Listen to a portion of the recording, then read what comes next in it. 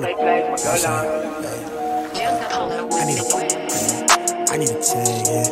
I want a bag, yeah. Unless you talking numbers, we ain't speaking about the right things. Switch up on my nigga for a figure, that's not like me. Baddie with a body in the lobby, she like nice things. She used to know me then, she like me now, that's funny timing. Eyes been on that prize, I copped that crib for that timepiece. I'm trying to see the globe and sell out shows into the flight league. Flex up, flex up. I wanna play my go long. I need a tag, yeah. I want a bag, yeah. Unless you talking numbers, we ain't speaking about the right things. Switch up on my nigga for a figure, that's not like me. Baddie with a body in the lobby, she like nice things. She used to know me then, she like me now, that's funny timing. Eyes been on that prize, I copped that crib for that timepiece. I'm trying to see the globe and sell out shows into the flight league. They wanna ride my ties, but they ain't even ride or die, please. But I've been short on time, been in the prime of my prime, easy. I said I never changed and leveled up, I guess I lied, yeah. Off that strain of potent just to feel like I'm alive, yeah. Mix that with that potion just to feel like I'm that guy, yeah. So know the one you talking to, you way outside your line, yeah. Go against the tribe, you lose your... Let me not even say this. I just ran out of my places. I just got tired of waiting and got here myself. Want me to believe in the dream that they see for themselves but still doubting themselves. They might as well light up the L. High top on 10 toe, drip retro. Talking major plays, hella high tech through the getro. Pin game, pin petro. Just set it in the flesh hole. Send a text mail to give a wet clothes. On the vapor wave to make a drip drip with the left lobe in the left stroke. Flex up. I'ma make plays, I'ma go long. Never look back so long. Yeah. Flex up. Shawty on 10, finna go up. Bring that to the crib, let me show love. Flex up. I'ma make plays, I'ma go long. Never look back so long. I need a bag. Flex up. I need a tag, yeah. Shawty on 10, finna go up. Bring that to the crib, let me show love. Ayy, come from the pit, I'm out of the trench, my nigga, we. Look at the dread, my nigga, we ran, she all on my way. I never let them play me, but they claiming the lines until I'm goated, I'm going off. Loyal to my soil and the culture, I'm that chosen one. I just got a bag, she wanna I think she know I'm star. I can't do no wrong, look in her eyes, she wouldn't know I'm scarred. They try to justify me going up like they don't know he raw. Off of that dough, just what they told you, I'm never sober. Gripping the split for the chip on my shoulder, trying to decode this. They label me thug, I keep it a buck, I don't give a fuck about it. Out of the mud, they showing me love, my nigga, what's up? Out of my way, bitch, I need the paper. What you want, I mean, I know later. I keep it short with the conversation. Out of my lane, the crew got a brain in the cockpit with no hands on it. I've been the man with the plan, homie. Flip that to the man with the bands on me and a passport with the stamps on it. Flex up. Yeah. I'ma make plays, I'ma go long. Never look back so long. Yeah. Flex up. Shawty on 10, finna go up. Bring that to the crib, let me show love. Flex up. I'ma make plays, I'ma go long. Never look back so long. I need a bag. Flex up. I need a tag, yeah. Shawty on 10, finna go up. Bring that to the crib, let me show love.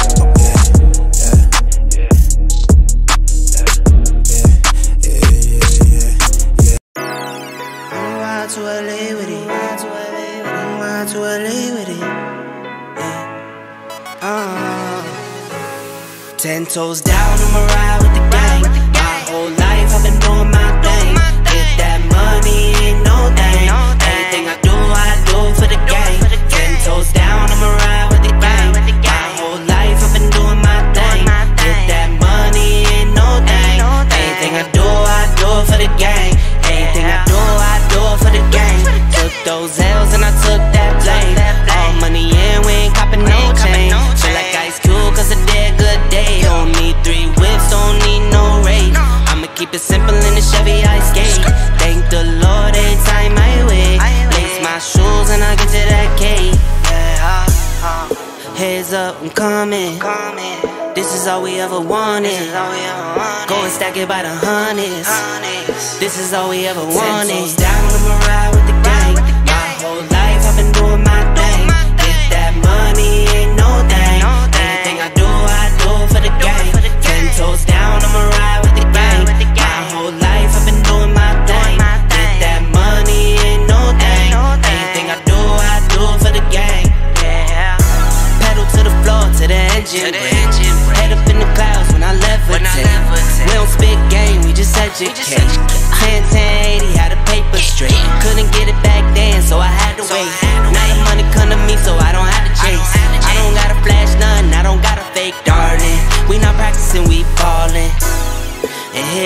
I'm coming.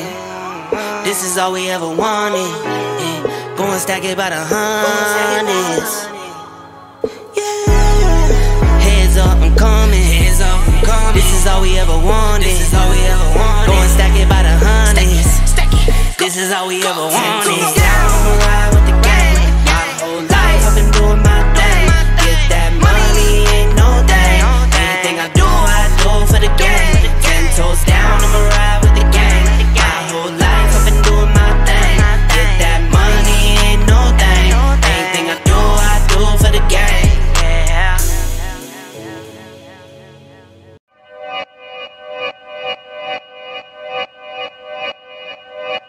Yeah, talking to my mirror like I love you so much. Curving on my critics like I heard you, so what? You can't kill my confidence, I think I'm the man. Tally all the I ever gave on my head. Lately I've been living like I can't take a loss. They ain't wanna help me, that's what made me a boss. You can't kill my confidence, I think I'm the man. We don't give a that's what they don't understand. I'm back again like flu season. I broke records while loose leafing. I'm coming now on my roof leaving. Don't give a I don't care. Did the by my lonesome. No wonder now I'm on one. No shortcuts on that long run. All I really want is my share. Get on my God, I told him it's nothing. In the discussion, all them feelings I throw all my pain on percussion. It's disgusting. I hear them bragging about shit that they did and it do not move me, not in the least. They ain't been dropping no seeds in the soil, but swear that you on my spot at the feast. I've been on go mode, show mode, showboat, rowboat, wave ride. Cool shorty, too naughty, pool party, wet for the face ride. Annie up, penny down, hand me down, thrift store, old drip. New money, too funny, old shorty, talk about old. I'm on they now, can't get a pass now. I'm a cash cow, keeping it brash now. It's trash now, I'ma spaz out. I've been killing my lows and living on highs. You see in the skies the proof. You could just see in my eyes that there is no lies. I cannot disguise the truth.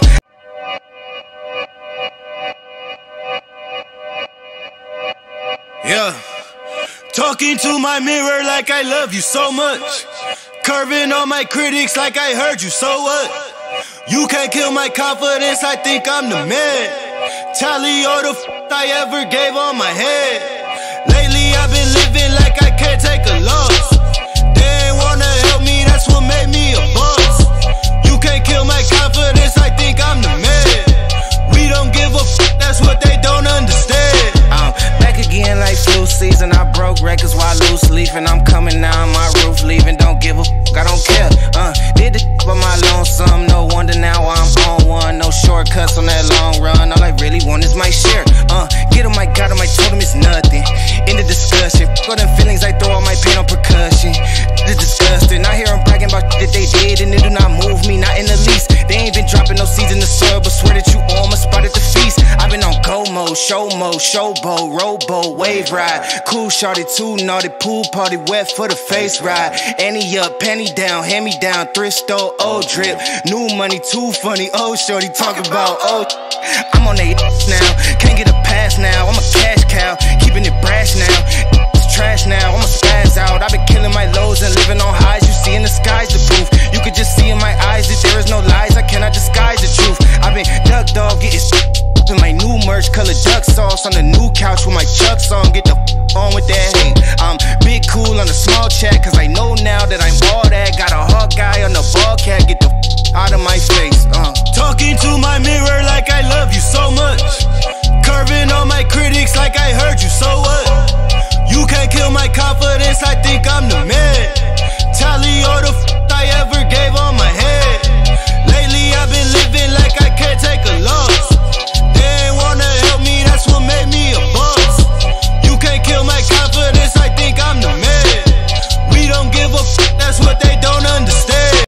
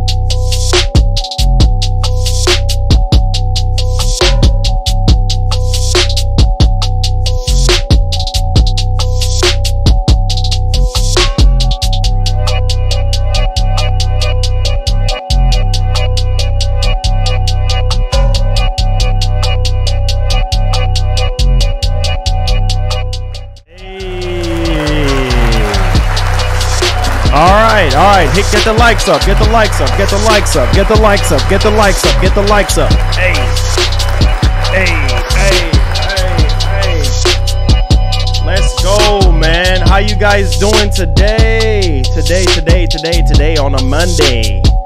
Today on a Monday. Appreciate you guys, man. Brand new week, man. Brand new week. And hopefully, this will be an interesting week for us leading up to Gamescom. And so I know a lot of you guys are literally hoping that Sony could just drop something as far as like a state of play for Last of Us remake, or, you know, a state of play for God of War, or whatever the case may be. But like I said, and I've said it a million times, Sony is not perfect, and they like to be in the shadows when it comes to communicating with us as far as information regarding anything for that matter. It could be the games or anything to do with the console or whatever. Sony just likes to, you know, keep it close to their chest and stuff like that, even though a lot of times they do have the information ready to go, but for some reason they just want to hold off and wait until like the perfect time to, I guess, get the information out there. So we do have some topics to go over today, and man, oh man, I just really have to talk about this whole situation with the Brazilian court documents that have been coming out there, guys. And yesterday when I did the Let's Talk Xbox, it was a reaction to what Microsoft was literally saying about Sony. And I've said it countless times before. It's like this is getting very, very intense. You know, Sony and Microsoft, this is not like how it was with the Xbox One / PS4. Like, Microsoft is not playing around. And that is very, very apparent, because when they bought Bethesda, Sony's like, wait a minute. Like, hold up. What's going on here? Holy freaking cow. We got to do something, because they just bought Bethesda. But man, when they bought Activision, Sony like, oh my God. Oh God. Oh shoot. We got, man, we got it. We have to respond. Like, there's something that we need to do, because that is too big blow right there. And yes, make no mistake that Sony is sweating. Obviously, they are sweating, because Microsoft is not playing around. This is not the same Microsoft that we had in the Xbox One generation, you know, and the heat is starting to blaze up a bit here. And while Sony is the king of exclusives, like, they know that they have to do something around their single player exclusive games, like when it comes to their exclusives in general. And that's why they're pushing for live service, you know, games and such. That's why they're pushing, you know, buying Bungie and things of that nature. That's why they are trying to be as aggressive. But I need people to understand that Sony is not perfect. Okay. And I've stressed, and people take what I say out of context, I stress that there is problems with PlayStation, right? And I've said, well, one of the biggest problems is they have a lot of leaks, right? And they need to control the leaks, because if you don't control the leaks, it's going to start flood. It's going to start flooding, right? And it's going to cause a flood, and you don't want that, because it hurts the sales potentials of your games, right? AKA, for instance, The Last of Us Part 2, right? That only sold 10 million. And it could have sold more if the main plot of the game wasn't leaked out there. Now we're hearing that God of War Ragnarok. I just don't understand. But people, a lot of fanboys, they don't want to hear this stuff, you know, because they feel like, oh, Sony is perfect. And then when you say something positive about Sony, oh, you're a Sony fanboy, or you're defending them. But when you say something negative, oh, you're bashing them, oh, you're this. It's like you can't say anything, but the problems are there, right? Obviously, the fact that they said, oh, we can't rival Call of Duty. You can make a product that's compelling enough to at least at least keep your fans engaged, at least keep your fans locked into your ecosystem, right? You can make something to rival Call of Duty. It's just going to take a long time to do that. But don't just sell yourself short by saying, oh, we can't rival Call of Duty. Oh, we can't do that, right? And then with the whole Game Pass situation, it's just crazy to me. This is a whole different type of Sony. I thought Sony was supposedly fearless. They were ninjas and this and that. And then also saying that, oh, it's going to take years for any company to rival Game Pass or whatever the case may be.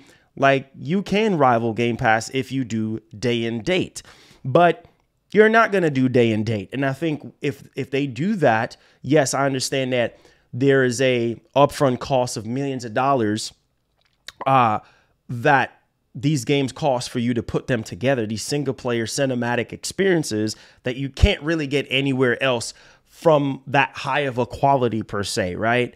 And so this is sparking a lot of discussion right now about Sony, and it's not looking too good, right? Because Sony is going back to their old ways of being cocky and arrogant and, oh, we're at the top, and just laughing at Xbox. But you can't, Microsoft is nothing to sleep at right now. Microsoft, if they can nail down their quality control, that's the biggest problem right now. Obviously, we know Game Pass ain't making no money, blah, blah, blah. We already know that.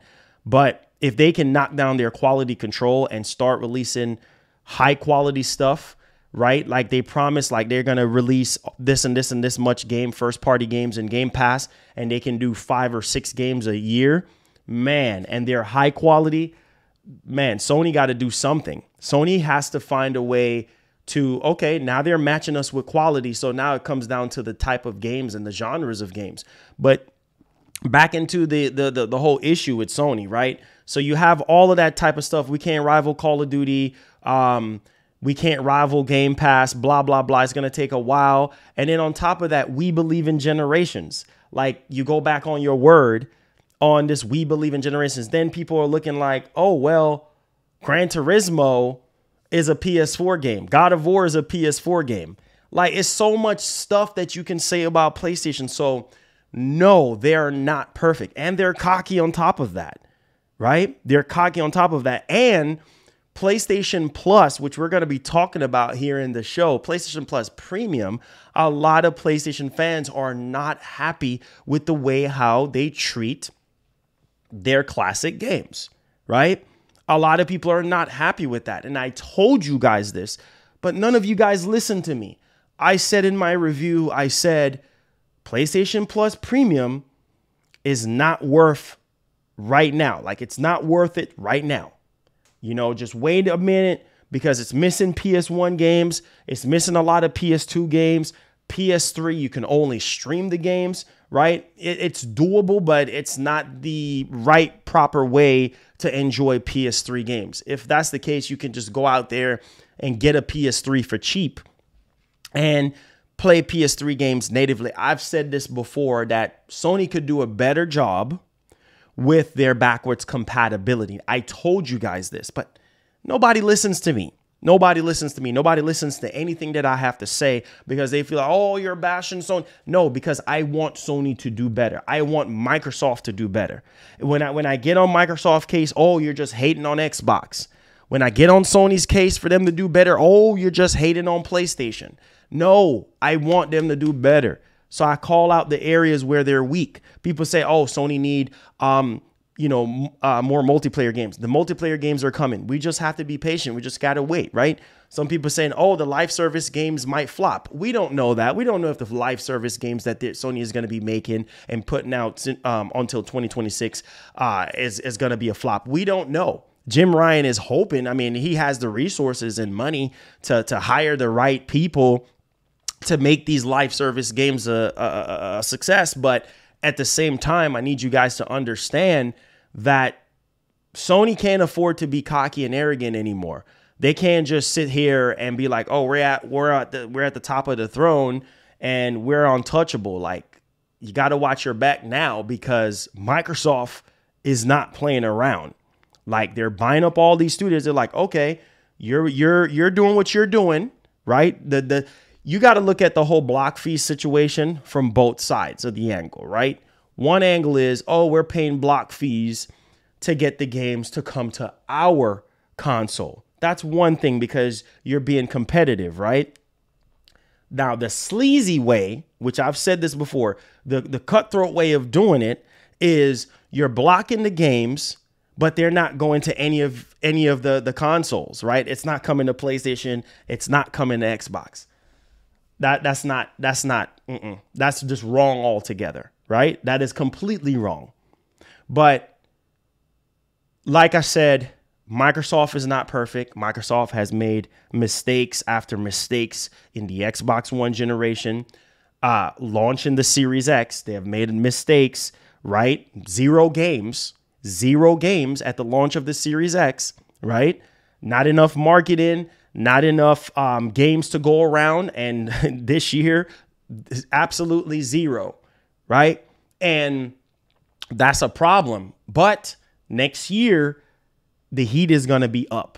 And Sony knows this. And Sony knows that they have to get it together, guys. They have to get it together, right? I love PlayStation. You guys already know that. But I also love Xbox. I have both consoles, right? I have both consoles. I love both consoles. I play both consoles. I want both companies to win. This ain't no fanboy stuff. I'm not into that type of stuff because it does nothing for me. I'm not into the toxic type of stuff. It does nothing for me. I'm just neutral. I love both consoles. I have my PC with my 3090 in there. If I want to play, PC games, I can play PC games. If I want to play PlayStation games, I can play PlayStation games. I have my Steam Deck. I have access. Thank God. I have multiple ways of playing and enjoying games. And that's really what it really boils down to. I'm subscribed faithfully to Game Pass, even though there's nothing in the actual service right now that's keeping me hooked. Yes, I can go back on some older stuff and play it. But as far as anything new, AAA or AA, there's really nothing right now, right? That's not to say that, next year there ain't nothing in the service. Whereas with PlayStation, they have been more aggressive. They have been releasing more stuff. At least this year alone, they have multiple stuff on the first party standpoint. Yes, we understand that Gran Turismo 7 was a disaster, right? For a lot of people. I was upset with the online only situation. I was also upset with the microtransactions and the overpriced cars that was affiliated with that game, which obviously they ironed out all of that stuff. But as far as a gameplay standpoint, as far as a graphic standpoint, I really enjoyed the game. But at the same time, the game was not perfect, right? Horizon was buggy. There was lots of glitch and things of that nature. They had to fix it. Some people said, well, they should have just delayed the game, right? They had early this year, they had the Uncharted collection. Okay, that's another game. So Sony clearly is more aggressive in that department when it comes to releasing more titles than Microsoft. Microsoft knows that they got to get it together. If you really, really want Game Pass to continue to grow, right? Because that is your main focus and you want to keep gamers locked into Game Pass. And they have already admitted that they can't compete with PlayStation, which we're going to be talking about on this topic today. They have already committed to that argument, and which I said it yesterday, but no, you're against Xbox, and no, it's what I see. This is way before this article came out. I told you guys, like, they cannot compete with Sony when it comes to hardware sales. I've told you guys this already, but nobody listens to me. I don't get flowers. I don't get credit for anything. The only thing people do is call me out. Oh, you're this. Oh, you're that. Oh, you blah, blah. You flip fly. Oh, you're this. Oh, you that. It's like you're not allowed to say anything. You're not allowed to say anything at all. It's either one way and keep going one way and no other way. And it does not work that way. The same thing I can say for God of War Ragnarok, which we're going to be looking at this new trailer here. And the game is already getting leaked out. Okay? Let's sit down and let's think about that. Remember what we said from Jeff Grubb, and I think it was Jeff Grubb and somebody else. was saying that they already receiving leaks on God of War Ragnarok. That is a game that you cannot afford. The game is coming out in November. We're in August and we already getting leaks on this game. You cannot afford. This is your biggest title. This is your game of the year contender. Everybody right now is saying that God of War literally is game of the year. People have already been saying that, oh, it's God of War. It's going to beat Elden Ring, blah, blah, blah. People are so confident in God of War, right?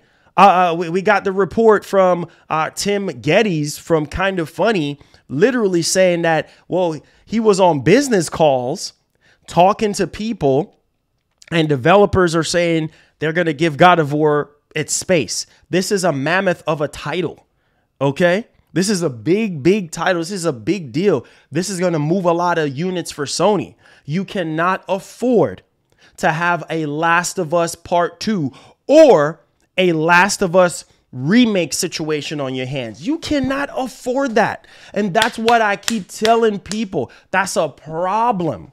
That's going to get you in trouble. You cannot afford for these games to just get leaked out like that. God of War is your golden child. You need to protect God of War. You need to have God of War on the lock and key. You need to be sending out all type of DMCA strikes. Like, you need to be hammering, bringing the hammer down.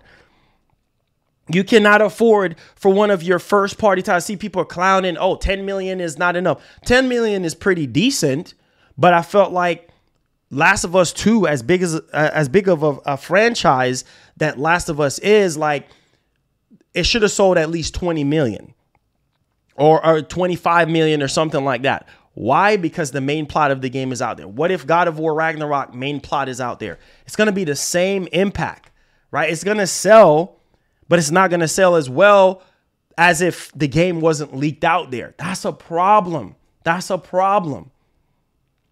But nobody listens to me, bro. Nobody listens to anything I have to say. Oh, you're just being hateful. Oh, you're just this. Oh, you're just that. Oh, you need to stop this. Oh, you're capping. Oh, you did, man. Nonsense. Literal nonsense. Right? Literal nonsense, because that's just how the internet is. That's how these fanboys is. It's like everything is smooth and it's fine.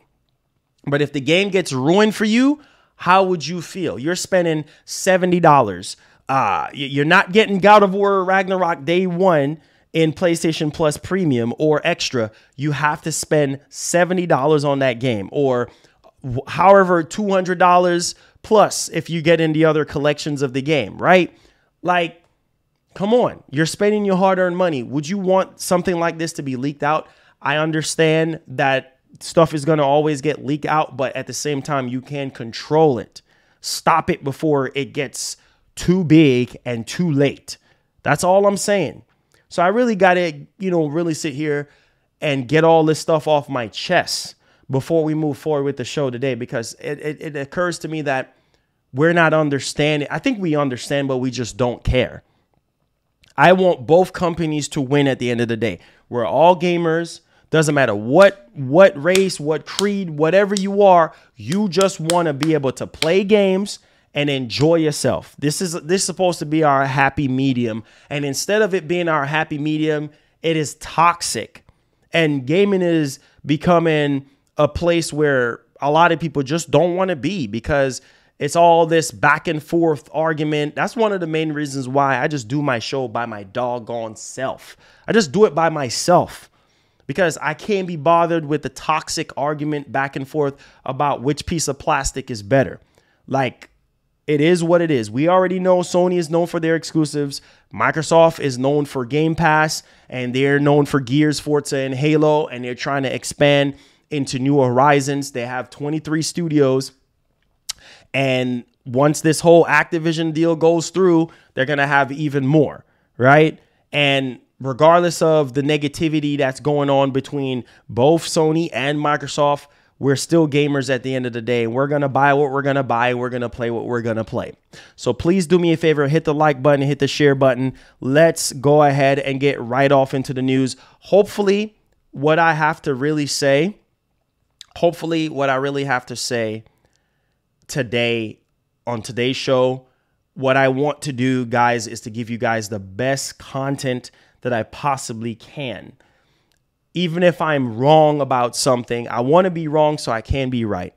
But man, I'm just tired of the negativity and the toxicness that comes with this console situation. Like I really am, you know, like I just want us to be happy. I want us to just play games, talk about games, and keep it that way. You know what I mean? It's levels to this stuff, man. Like we don't have to be so negative about every single thing. So let's take a look at what we're got going on for today's show. We got to take a look at this God of War Ragnarok trailer. Also, Microsoft saying what they're saying, that they can't compete with PlayStation. Obviously, Hideo Kojima's new game reveal. We're also going to talk about a price drop for the Series X for those of you who care about the Xbox Series X. We're also going to be talking about PlayStation Plus Premium is literally not worth it. I told you guys that before, but nobody listens to me now. A lot of PlayStation fans are complaining about this stuff, so we're going to dig into that. Also, Spiderman PC, how it's performing right now as far as numbers. And also there's something that was literally hinted in some files for Spider-Man that we're going to be going over as well. Also on tomorrow's show, I do have some other topics that we're going to be dissecting tomorrow. So if you guys do like the show, you guys want to continue to see the show, please hit the like button, hit the share button, hit the subscribe button. Also turn on that post notification bell. All right. So let's not waste any more time. Let's get right off into it. We're going to be talking about God of War, arguably one of my most anticipated game. This is the system seller for Sony. This is going to put up, you know, literally crazy numbers for them. And I know some of you guys cannot wait. I cannot wait for November 9th. I think that this game is going to do crazy numbers for Sony. So let's go ahead and let's take a look at this trailer here. We're going to watch it together. This trailer is basically, if you missed out on playing God of War 2018, this is just a refresher leading up to Ragnarok. Sony just dropped this. I felt like they should have just announced a state of play already and get us hyped and get us excited. But hey, this is still going to get you hyped for Ragnarok because it's going off into story details and everything like that. So let's go ahead and let's take a look at it. All right. So let me fix my camera here. Okay, so we do have some story details here about God of War Ragnarok, which we're going to be diving into here, and it's Myths of Midgard. Okay, and let's go ahead and let's take a look at this trailer. I want to make sure that everything is set up correctly for you guys. Alrighty, let's go ahead and watch this trailer here for God of War Ragnarok. And I think this is important for people who, generally speaking, is going to go off into God of War Ragnarok and they just don't really know anything about 2018 or leading up to Ragnarok. So this is very, very important.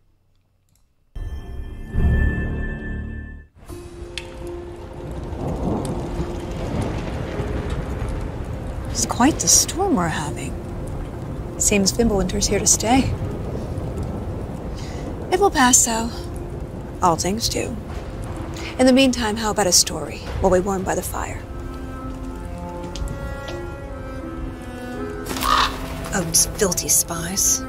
That old man sees more now than he did when he had bow Thank you, ties. Larry K, for the $1. Ah, one of my favorites.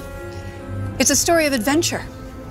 A father and son working together to overcome insurmountable odds, setting in motion the greatest war the 9 realms have ever seen. I'm getting a bit ahead of myself. Let's start from the beginning. There once was a god from a far-off land who settled in Midgard, disguised as a man. He started a new life, had a wife and a boy. They were happy together. In peace, they found joy. His wife passed away. Kratos mourned with his son. But where one journey ended, a new had begun. Faye's final request, though it seemed rather bleak, spread my ashes atop the 9 realms' tallest peak. As they readied themselves for the long road ahead, a stranger accosted them in their homestead. Balder sought answers as Odin's hand. Kratos gave none to the Aesir firebrand. They made way for the mountains. Kratos taught the boy skills, keeping godhood a secret but training to kill. Gods were always in danger, this Kratos knew, but secrets, he'd learn, could harm the boy too. They found Mimir in a tree, punishment for his wrongs, so they lopped off his head, and they brought him along. Mimir held ancient wisdom and knew the lost god of war. He warned, "Tell the boy," but Kratos ignored. No, now hold on a minute.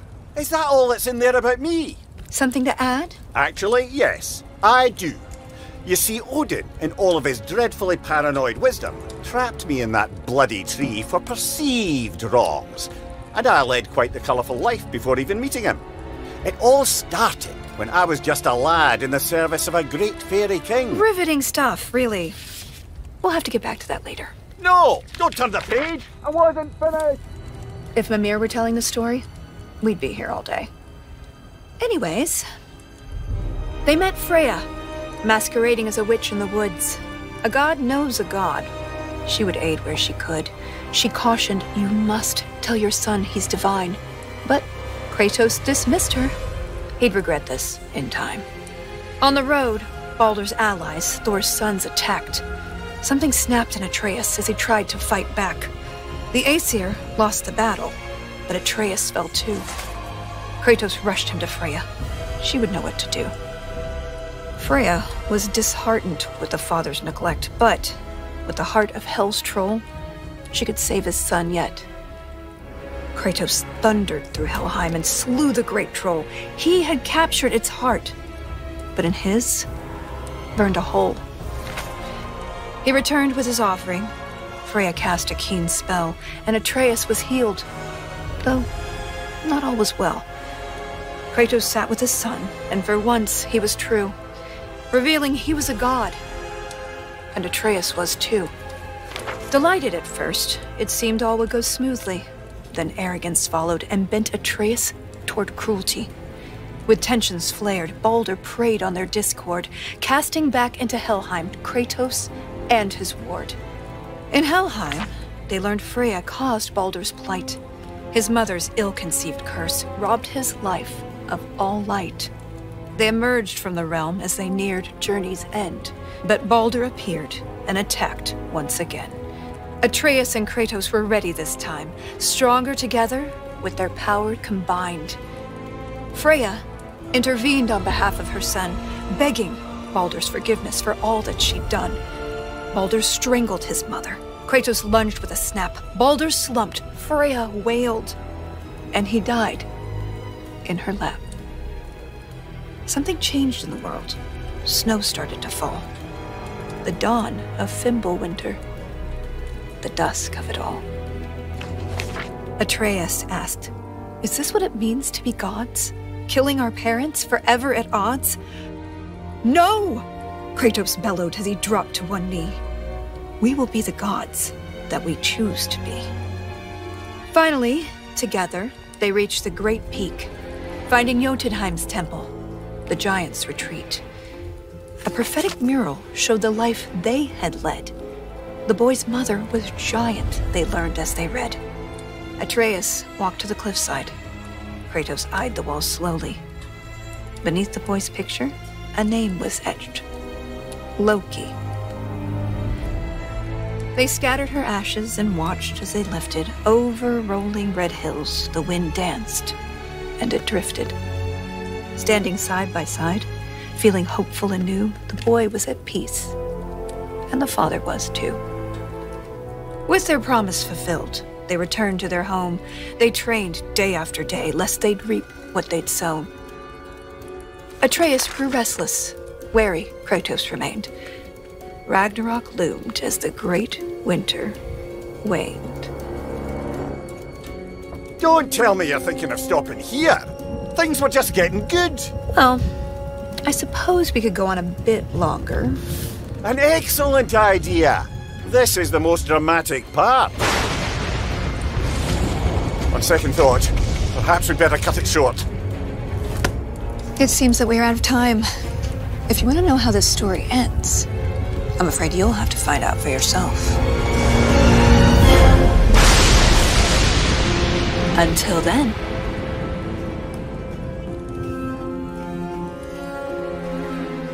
All right. PlayStation. Okay. So, I mean, that was a story recap trailer for God of War Ragnarok. I mean, for God of War 2018, I should say. And it's, I know a lot of us, like, diehard God of War fans, like, we've already played the game already, so we kind of understand exactly what happened in God of War 2018 leading up to Ragnarok. And so I would want Sony to actually drop a state of play or, you know, a gameplay segment or something like that, so we could see some gameplay and see some progress. But obviously they're holding back. God knows why. Maybe they're going to do a PS5 showcase and show it off, or I don't know at this point. But I know some of you guys were like, oh, yeah, this is kind of pointless. I think it's pointless in the sense of people who already played the game at this point, because I know a lot of you guys that never played God of War 2018 played it recently and finished it. So you kind of already know what's going on. So I guess it's pointless for people who have already finished the game and beat it and whatnot. But for people who haven't, I think this trailer, you know, is pretty good. Or maybe it just gives you a little bit of refresher. So it's kind of a bummer that it's not a gameplay, you know, trailer or something like that to kind of let us see some gameplay at this point. But we'll see what ends up happening. Again, not really impressed. I kind of already know about the story and know what to kind of expect and what's coming up with Ragnarok and everything like that. But let me know y'all thoughts in the actual comments section. All right, let's go ahead here and let's move on to something that is very, very interesting here, because if you guys don't really know, or you haven't been paying attention, I think a lot of you guys already have been paying attention with the whole Brazilian document that's put out there regarding Sony and Microsoft going back and forth and this and that regarding the Activision deal. So it's every single day we're getting pieces of information just being put out there. One of the ones that we talked about yesterday, which we're going to be going over here as well. And so the interesting part about this narrative is like, okay, we heard about the block fees. Sony's paying block fees. Sony saying that they can't rival Call of Duty, blah, blah, blah, all of that stuff, right? But recently, we got some information here pertaining to numbers as far as, well, Sony stopped reporting on lifetime sales when it comes to, you know, PS4 and everything like that. They stopped, you know, reporting on the numbers. So I guess that's it as far as, you know, PS4 is concerned. But something interesting that actually happened was PS4 sold twice as many units as Xbox One. And this was in a new court document and stuff like that. But also, here's the interesting part that came out. Microsoft believes that brand loyalty accumulated in the console wars means PlayStation will continue to have a strong market position. I said that yesterday, and the crazy part is I guess I was wrong for saying that, but that's the reality. Like, as far as when it comes to console, like hardware sales and stuff, Sony has always been good in that area. Now, in this current space and stuff, like there's some months where the Series X is selling more, the Series X and S is selling more than PS5. And obviously one of the biggest problems is, well, the chip shortage and Sony not able to, you know, put enough PS5s out there. Now, if there were no chip shortages or anything like that, clearly there would have been more PS5 sold, because the brand loyalty on the PlayStation side is a lot stronger than on Xbox. Now, that could possibly change this generation because, well, on one hand, Microsoft is pushing for beyond the consoles, right? They're trying to get more gamers playing on more screens, right? They're trying to go beyond consoles, whereas Sony, they're still pushing the bread and butter. Hey, we need you to buy a console and we need you to spend $70 for our first party games. Like, that is their bread and butter. And so if you are a PlayStation fan or whatever the case, if you love PlayStation games or whatever, you're going to buy a PS5. Like, you're going to do everything that you can so you can get your hands on their first party games and such. But I think Microsoft is in a good position this generation, and it only because that there's a lot of console gamers out there that are literally just waiting for the big games to really drop on Xbox in order for them to pick up a console. But they also know that they have a lot more options than what Sony is actually giving you, because one, you don't have to sit here and buy a PS5 only to experience the games when it comes to Xbox. Like, you don't have to buy an Xbox console only to experience the games. You can, you know, play it on PC, you could play it on your phone, you could play it on your tablet, you could play it on your Samsung TV, whatever the case may be. Like, you have options. And so that's one of the main reasons why Microsoft don't really celebrate numbers when it comes to their consoles. Their main focus is obviously Game Pass and engagement and all that type of stuff. And so I was not surprised when it comes to, you know, PS4, you know, literally outselling, you know, Xbox One, obviously, because of the library of the games were a lot stronger on PS4. And the fan base when it comes to PlayStation, I've said this all the time, you have people out here that will buy anything you make. And that is something that I've been saying. When it comes to PlayStation, it does not matter. It's like Nintendo. PlayStation is like Nintendo. Like, no matter what Nintendo does, and Nintendo is in a league of their own. I've been saying that Nintendo is not into this hardware or console war discussion type crap that's going on. But just using Nintendo as reference, like, anything Nintendo makes, like, people will buy it. Even if it's a rehash of a game that they have already played, they're going to buy it. Sony have the same brand loyalty. They have the same brand loyalty. And people was like, oh, Marlon, well, you're crazy. No, I'm not crazy. I'm telling you the truth. Sony just have that type of impact on their fan base, right? And so it's like, for instance, with the whole Last of Us remake situation, that game is not going to appeal. That remake is not going to appeal to every single person that is a PlayStation fan, right? Because a lot of them already played, diehard fans have already played the original Last of Us. They have already played the remaster. So they're like, I mean, yes, new characters, new environment, as far as graphics goes and vegetation and stuff like that, that's cool. But I'd rather spend my $70 on something else, right? Whereas the ones who, quote unquote, will buy anything you make, they're the ones, brand loyalty, hello, brand loyalty at its finest, they're going to be the ones that is going to buy that particular game, regardless of the fact. So, you know, Microsoft, I guess, is right in the sense of the brand loyalty. And obviously, you know, when it comes to hardware sales, you know, Sony have been dominating Microsoft since the beginning, right? They dominated them in the PS2 era. They dominated them in the PS3 timeframe, right?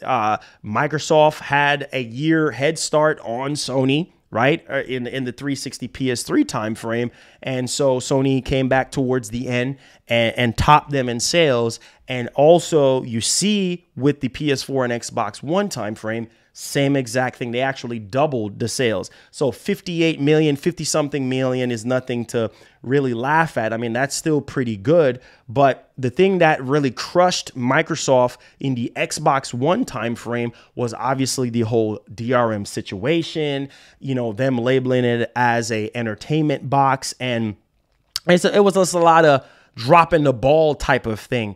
But I've always said that Phil Spencer literally saved Xbox. Right? He's really a visionary, because Game Pass literally saved Xbox.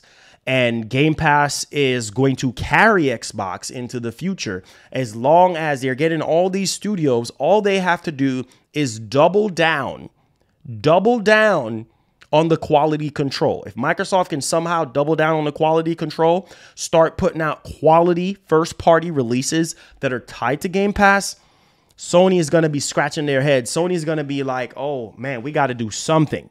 Because now the quality is there. Now the quality of the games are there, matching, you know, with what Sony has been putting out for years. Remember, Sony has been doing this since 95. They've been doing this for 27 years. So they're more seasoned and they're more understanding of the video game market when it comes to consoles and things of that nature over Microsoft. But at the end of the day, Microsoft is a $1 trillion company. You cannot compete when it comes to money. Yes, Sony have been buying, you know, studios and whatever the case may be, but not no huge publishers like Activision or Bethesda. They just don't have that money to go around. And so Microsoft is trying to buy as many studios as possible in order to facilitate Game Pass as a service. There's no denying that Game Pass is a great value for the Xbox ecosystem and for gamers, right? What it's offering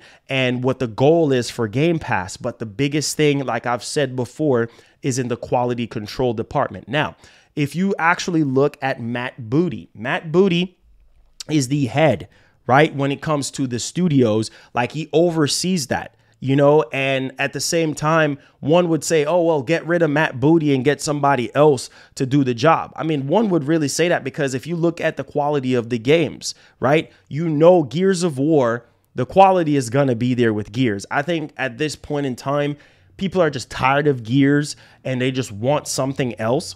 I've seen something out on Twitter.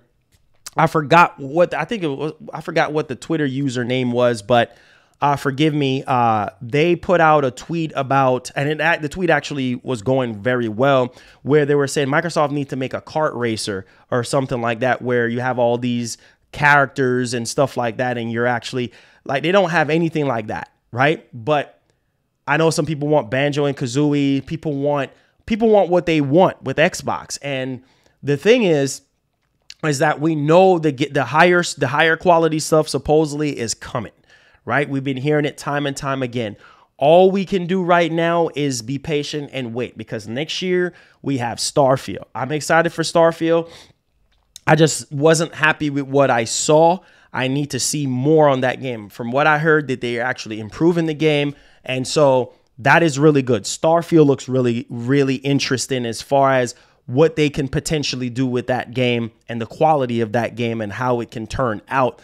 Also, Redfall looks really, really good, right? To me, I know to some people, they beg to differ, but to me, right? And so, listen, man, there's a lot of things on the table. There's a lot of games. There's a lot of games on the table. I'll get to that, Sniper Wolf. I get to your donation here. Thank you so much for the donation. There's a lot of games on the table, right? And Microsoft just has to deliver. They have to buckle down the quality control, and Phil just got to do whatever it takes to make it happen, you know? And I feel like, yeah, they're going to give Sony a run for their money. It ain't no just lay down in the cut and it's all good and be cocky and arrogant and pointing the finger at Microsoft and laughing. Like, it ain't none of that anymore. It's time to buckle down and take this generation serious. And at the end of the day, it doesn't even really matter who wins or lose. It just matters on how many gamers can you make happy with the quality of the games, like as far as the value, as far as the stories that are being told, as far as the production. Like, people really want to sink their teeth into the experiences that you guys both have to offer, whether it's Sony, because best believe when it comes to Sony, people already know. When it comes to Final Fantasy, that's a system seller. A lot of people, when they saw Final Fantasy 16 again, they're like, oh, I got to get a PS5. When they saw Final Fantasy Rebirth, oh, I got to get a PS5. Like, the whole Forspoken debacle, like, it's crazy because, well, people are saying, well, the dialogue is cheesy and this and that. Like, bro, why is people surprised about Square Enix and their approach to dialogue and characters? Like, there's a lot of cheesy stuff that I could say dialogue wise for Final Fantasy, right? But the gameplay is pretty solid, right? But I think, you know, Forspoken, is definitely getting a lot of, you know, stones being thrown at it. But like I said, me right now, that's why I ain't really talking too much about it. I want to see gameplay. I want to see more and more stuff on that game. I really want to see like a full-fledged 20-30 minutes gameplay of this stuff. Like sometimes I think people just take things and just go to oblivion with it. This ain't the first game that have cheesy dialogue, right? But people still play the game and enjoy the game. Some people's like, oh, I don't want my character to be talking every 5 and 10 minutes and 20 minutes talking. There's a lot of games that I can say that they be talking throughout the experience. And hey, it is either you're going to play it and enjoy it or you're not going to play it and enjoy it. You got to decide that for yourself, right? So I think ultimately we have to understand that this is going to be an interesting generation. Microsoft is not going to roll over. Sony is not going to roll over. So let me know y'all thoughts in the actual comment section. But yes, back to the topic at hand. Microsoft believes that brand loyalty will reign supreme in the console war because PlayStation will continue to have a strong market position when it comes to hardware sales, or better yet, this next gen current cycle, because that's just the way it is. And I think that there's going to be a pivoting point for Microsoft during this generation. Anything can change, right? So Sony better watch out because Microsoft ain't playing. Let me get to this donation. It says that I'm sorry, but I don't want to hear this. I'm not impressed. Agenda. It really is just exhausting. Please go enjoy Barnyard. What barnyard? What the heck? Of people who have the agenda that they're not impressed by this trailer. We need to concentrate on the game and it's all about. Well, here's the thing, man. Sniper. Here's the thing. Here's the thing. Here's something that I've come to realize as a gamer, as a person, right? You can't make everybody happy, right? And I was eyeballing the chat. And I saw people was like, this is garbage. What is this? I don't like this.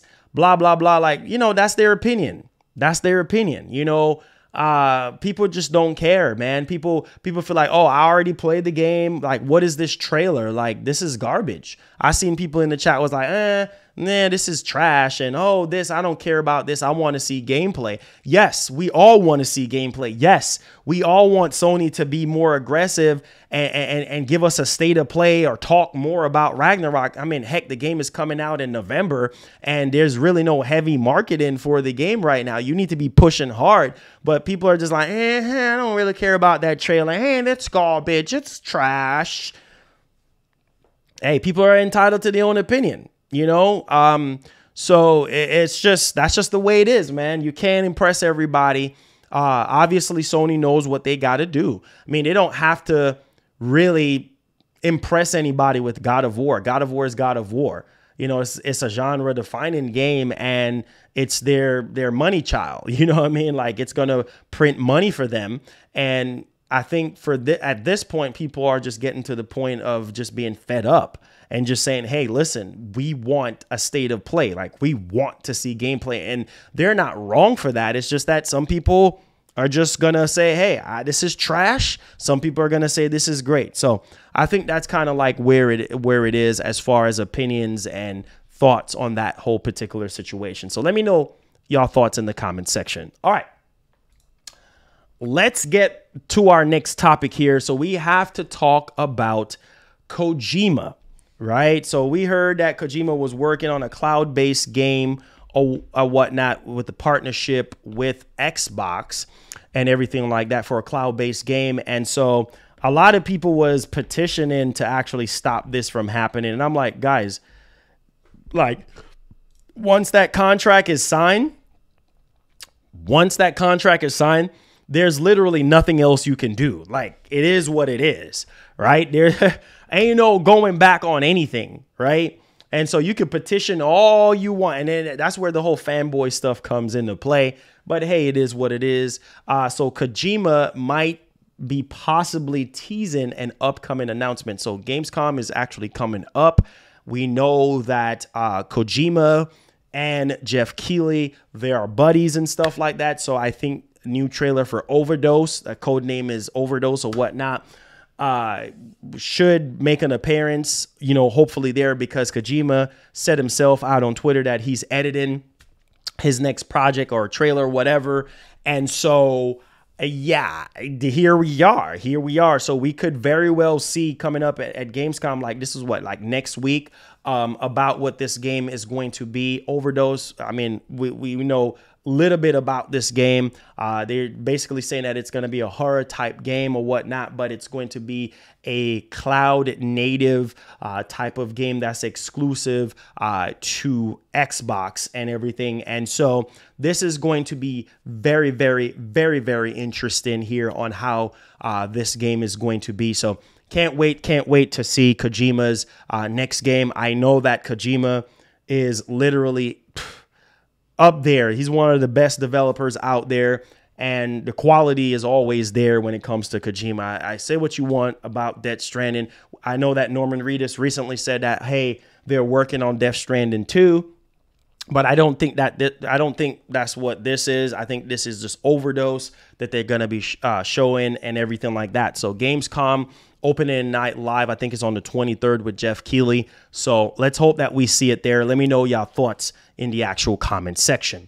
All right, let's go ahead and move on to our next topic here, ladies and gentlemen. This is for people who want a Series X. I know the meme, oh, I'm not buying a Series X because it ain't got no games, blah, blah, blah. But let's not feed into that narrative. We already know the obvious here. So we got to talk about what's going on and what's being said here pertaining to this price drop. And shout outs to Wario64 pertaining to this one here. So if you're interested in this and you can get one, jump on it. Series X is a great console. Like I said, we're just waiting on the bigger AAA stuff. If you're into AA stuff, if you're a Plague Tale Requiem, I should say, is coming out this year. I think what, October. That's going to be a great game to play in Game Pass. Scorn, don't really care about Scorn or anything like that. But hey, this is a great machine. It really is. So let's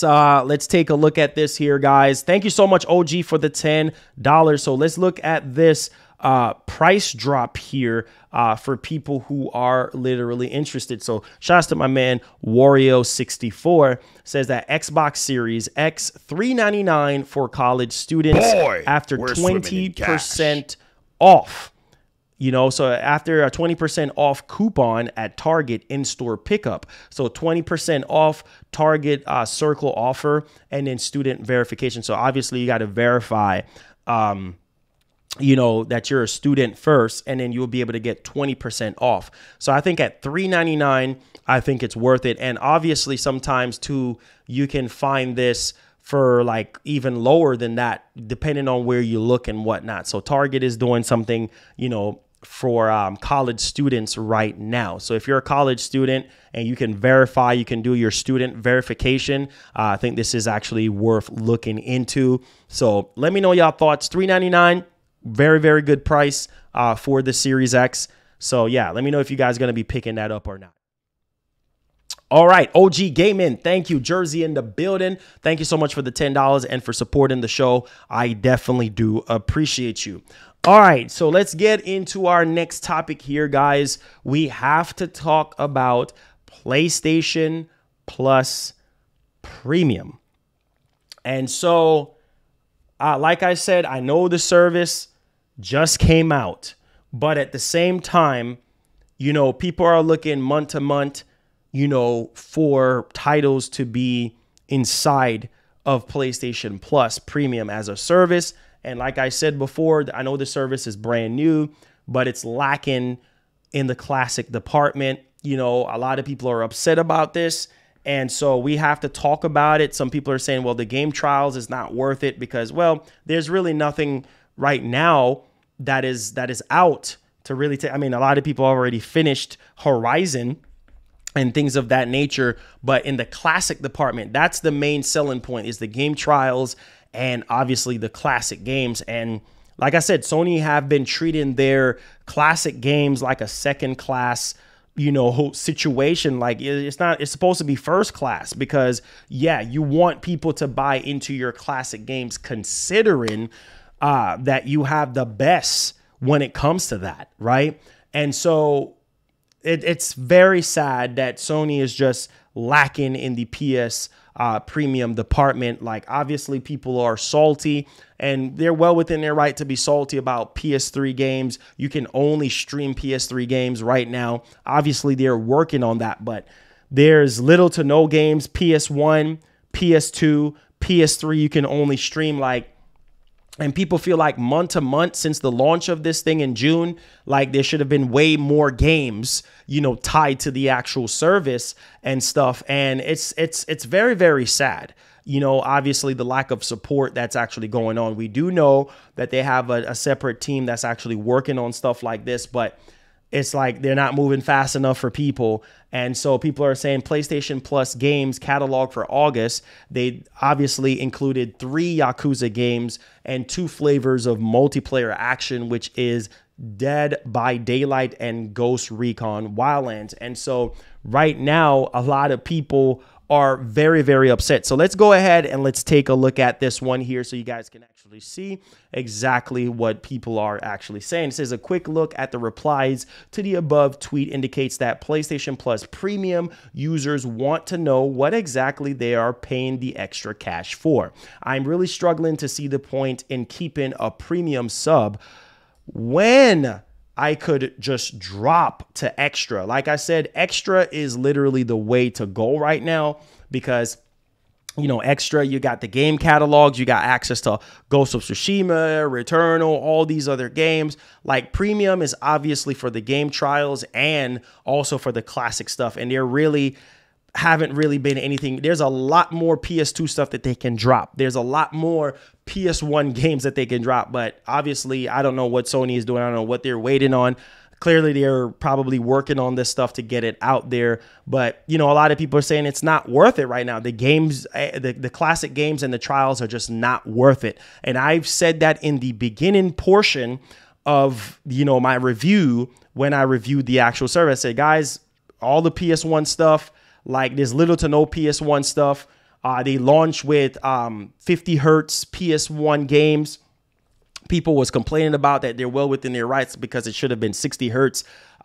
There's not a lot of PS2 stuff. PS2 literally have one of the largest, you know, library of games, and they have little to anything here. So they're saying right now the extra list is actually awesome, you know, when it comes to PlayStation Plus Extra, but you guys got to step it up with the premium section. Wrote another, the trials and the classic section, or literally abysmal. Like right now, it's just nothing right now that's holding people into premium. And let's go ahead and transition back here.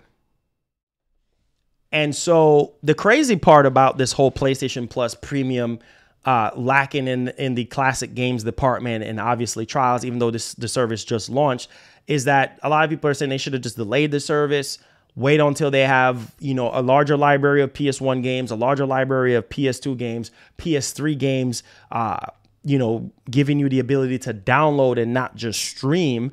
And I think a lot more people would be happy, you know, with that notion, because extra, I think, is the sweet spot. I've said it. Extra is a sweet spot for a lot of people who really, really want this service. But interestingly enough, when Sony actually talked about engagement and how they really want to increase engagement, they said that they want to promote PlayStation Plus Premium and Extra. And also they really want to supply more PS5s, as well as these new major titles that are dropping this year, in hopes that this will definitely increase the engagement. And with the looks of what people are saying right now for PlayStation Plus Premium, it is not looking too good. So like I said before, Sony is not perfect. There are areas where they're lacking in and they need to improve in. Okay, that's one thing I can say about Microsoft when it comes to their classic games. They treated those classic games like a first class situation. You know, you had higher frame rate, higher resolution, HDR, color correction. I mean, yeah, Microsoft treated their backwards compatibility titles better than Sony, and Sony just have the better IPs in general when it comes to their legacy titles. You get what I'm saying? And I think a lot of people are disappointed with the PlayStation 5 on the notion listen to me very carefully, on the notion of backwards compatibility. See, the thing was around 2020, early 2020, before the PS5 came out, we were getting all type of reports about backwards compatibility, the PS5 actually mimicking the games, blah, blah, blah. All of this type of stuff. We had reports saying that, you know, the PS5 can play PS1 and PS2 and PS3 games natively on the actual console, not just PS4. And that's literally not the case, right? So a lot of people are disappointed when it comes to the PlayStation 5 in that perspective because of the backwards compatibility portion of the system, right? Some people go as far as to say, oh, the PS5 is just not that great. It's not even worth the hype. The momentum is literally down right now when it comes to PS5, the hype. And that's with any product, right? When something is getting ready to come out, obviously there's going to be so much hype around it. Everybody is excited, throwing money here and there. That's just a given, right? That's just, even as a content creator, like there's going to be some months where you gain a lot of subscribers, right? There's some months where your channel's growing even more as far as views and whatever the case may be. And there's some months where it just ain't. That's just life. That's just the way it works, right? And so Sony knows what they got to do. I'm just saying, Sony's been doing this. They've been in the business for over 20 years. They know what they got to do to persuade people to be interested in the PlayStation 5. Not just coming out saying, we believe in generations, and then going back on what you said, you know, like, doesn't make any sense. And that's one of the main reasons why I love Sean Layden, because Sean Layden really, I felt like if Sean Layden was within Sony right now, I know that he said that he couldn't give us every single thing that we wanted, but at least he tried. And I just feel like Jim Ryan is by the book on everything. Like, it's just by the book, by everything. Come on, guys. You guys are diehard PlayStation fans, right? You call yourself PS boys and Xbox boys and gamers that love PlayStation, right? But you could see the leadership difference. When it comes to Jim Ryan, it's like old school, by the book. Everything is by the book. And it seemed like it's almost like, I don't know, it's just weird. Like with Jim Ryan sitting in the high chair, it's just weird. Like, I just don't feel like Jim Ryan really understands gamers, like really understands what gamers are over here fighting for. Guys like me that is doing these shows every single day, like, you know, echoing what people have been saying and echoing what I want, right? But Sean Layden really understood, and Jack Tretton really understood what gamers really wanted when it comes to PlayStation. And unfortunately, I feel like if Sean Layden was there, PlayStation Plus Premium would have been better. I'm just being honest, right? PlayStation Plus Premium would have been better. Maybe we would have gotten more games that we are looking for, right? And asking for, because since 2020, people have been asking about Silent Hill. People have been asking about SOCOM. Where the heck is SOCOM, right? People have been asking about that. Obviously, your Halo killer completely flatline, right? Killzone, they pulled the plug on that recently. And Shadowfall and the whole Killzone situation, just that's it, right? So people are looking for what's next. But I just feel like Jim Ryan's leadership is just different, man. It's just, I don't know. It's taken me time to really get used to it. And every time when he comes on, whether it's a PS5 showcase or a state of play, it's just a stiff. I can't even really explain it. I can't even put my hands on it. It's it's just a stiff feeling. Like, it's just almost cringe. Like, it's just kind of like, okay, like, we're hearing all these big speech that you're saying and stuff, and oh, this, and oh, we're working with our worldwide partners, and oh, we're trying to do what we got to do for PlayStation fans. Are you like really are you? And then with all this stuff that's coming out from this whole Brazilian court document and stuff like that, like, really, you know, like it makes you question the leadership. And that's what I was saying in my PlayStation Trouble video. But obviously people was chastising me and nailing me to the wall on that situation. Like, oh, Marlon, you're just being hateful. No, look at what's going on. And ask a lot of you diehard fans if you're happy with what's happening right now with PlayStation. Chances are some of y'all might lie and say yes, right? Some of y'all might say no. Just be honest and say no. And Sony needs to do this and this and this and this better because they're not perfect, right? Only a fanboy will sit there and shoehorn the conversation into, oh, they're perfect. Oh, they're doing everything right. I mean, God, like they're doing everything right. They're doing everything excelente. No, they're not. They're not literally doing everything right. They're not doing everything right. They're actually doing everything just the way how they see fit, right? And I don't know, man. It's just, I really hope that this generation, all I'm going to say is this. I really and truly hope that this generation of PlayStation changes for the better. You know, because I feel like Sony is still cocky. I feel like Jim Ryan is cocky. I feel like he's there sipping on his cup of tea, and he's just like, let's see, let's check some emails. Oh, let's walk into this boardroom. Let's talk about these live service games. Let's see how we can make these games, you know,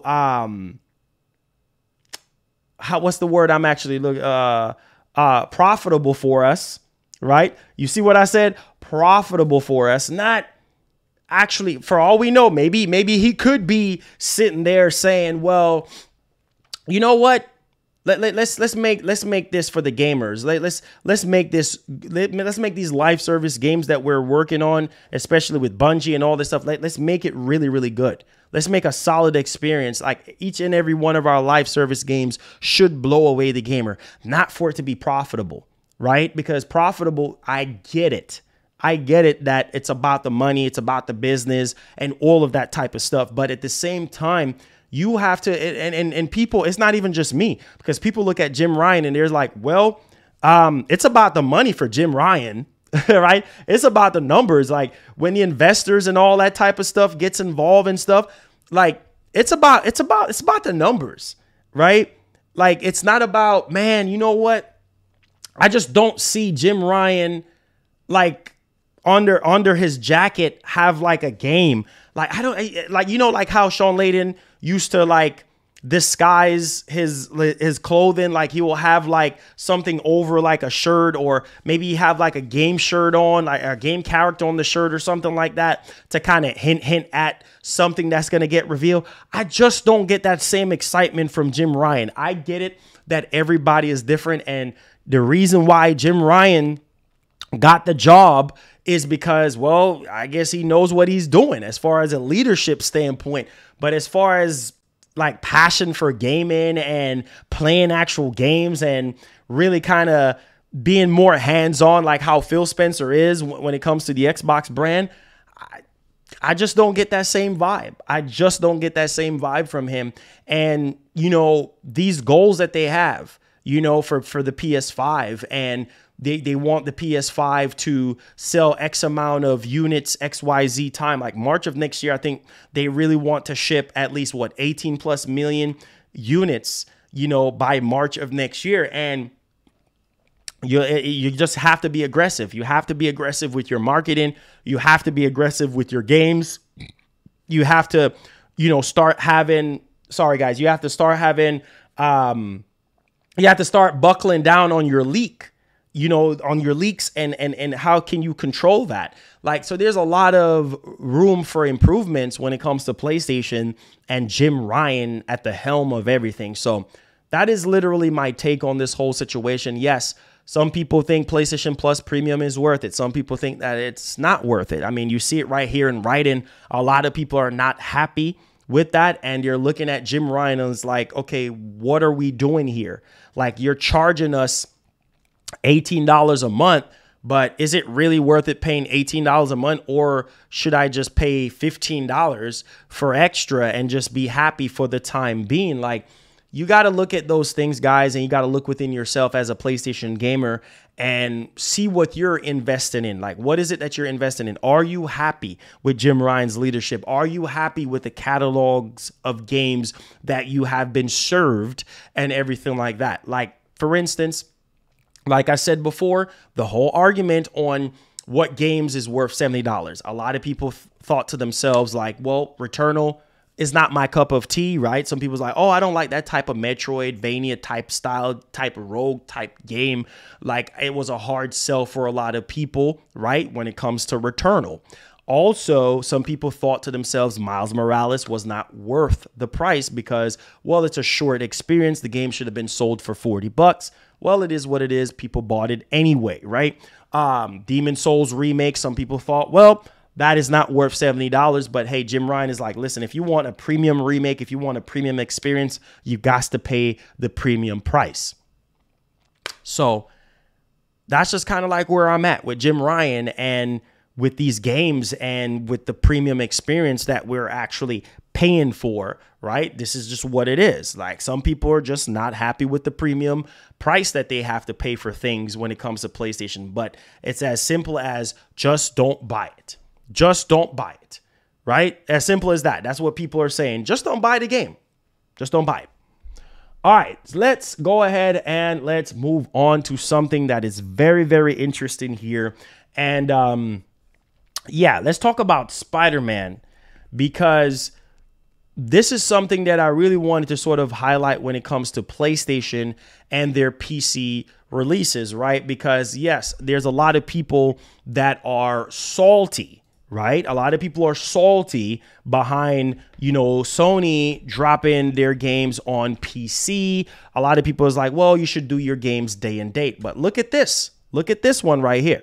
Are you guys surprised? God of War is a juggernaut title, but it goes to show maybe it's just a $10 price difference, some people were saying, but here we go. So as you guys can see right here, it says Spider-Man PC enjoys a strong launch, but fewer peak players than God of War. It's PlayStation's second biggest PC launch so far. So as you guys can look right here, it says that the game reached 64,893 players at the time of writing, just under 10K fewer than God of War, according to Steam database. Now, Horizon Zero Dawn, which was the first major PlayStation title to make the transition, saw 57 players at its peak. And so that is very, very interesting, right? Because I heard that some people said that they was having issues with the port and stuff like that, especially on the Steam Deck. I think it runs at 30 FPS on the Steam Deck, no matter what kind of tweaks you do. Sometimes it drops below that, and Sony said that they're going to actually update it and, you know, make it a much more better experience and what have you. And so that is interesting. That is very, very interesting. Maybe over time, Spider-Man will probably, you know, increase and stuff. But as far as launch goes, God of War literally, you know, beat it out of 10,000 more, you know, streamers and people that actually playing the game and such. And, you know, it's very, very interesting. Hopefully we can get more and more information on the performance of Spider-Man on PC. I know some of you guys picked it up. Now, as far as PC goes, yes, the game performs great. But as far as on the Steam Deck, yeah, not so great. I mean, a lot of people don't want to play the game in 30 FPS, considering when it was launched in 2018 on PS4, that was the case. But hey, it is what it is at this point. So let me know your thoughts in the actual comment section. All right, let's move on to our next topic here, guys. Let's talk about PSN account situation when it comes to PC stuff, right? Because obviously this is a situation that I feel like a lot of people, instead of just having things on Steam, people really want just a dedicated PlayStation hub where, you know, PC hub where they can go ahead and play. They can play, you know, their games dedicated on there and not just Steam. Well, obviously, when it comes to the PlayStation, your PlayStation account and stuff, PlayStation Network account linking for PC games hinted in files of Marvel's Spider-Man. And so this is very interesting. So the reference to the PSN integration were literally unrooted in the game's code, right? Indicating that Sony is looking to allow PC players to link their PlayStation Network accounts to certain titles in order to unlock in-game bonuses content. So that is very interesting there. PSN support for PC games isn't supported right now, obviously, but there's reference to PSN account linked and PSN linking entitlements and stuff like that that are in Spider-Man files. And so this is going to be very, very interesting. So level cap extras and PSN linking bonuses indicates that Insomniac Games was planning on giving bonuses to players for linking their PSN account. So that is interesting.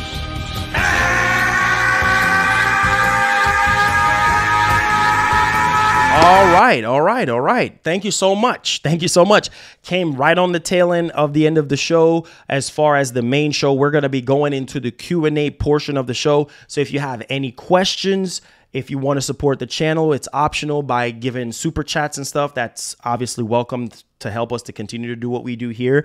Also hit the like button. That also helps us out to continue to do what we do here. If you're brand new to our channel, hit that subscribe button, turn on that post notification bell for PlayStation and Xbox content and everything like that. That's unbiased. Also, Sniper Wolf, thank you so much for supporting the show with the $6.03. Says having a console is a luxury if you can't afford it. But in this problem time with cost of living crisis and gas prices and the world going into a very difficult time, I would say if you can afford it, the PlayStation 5, because you get your money's worth.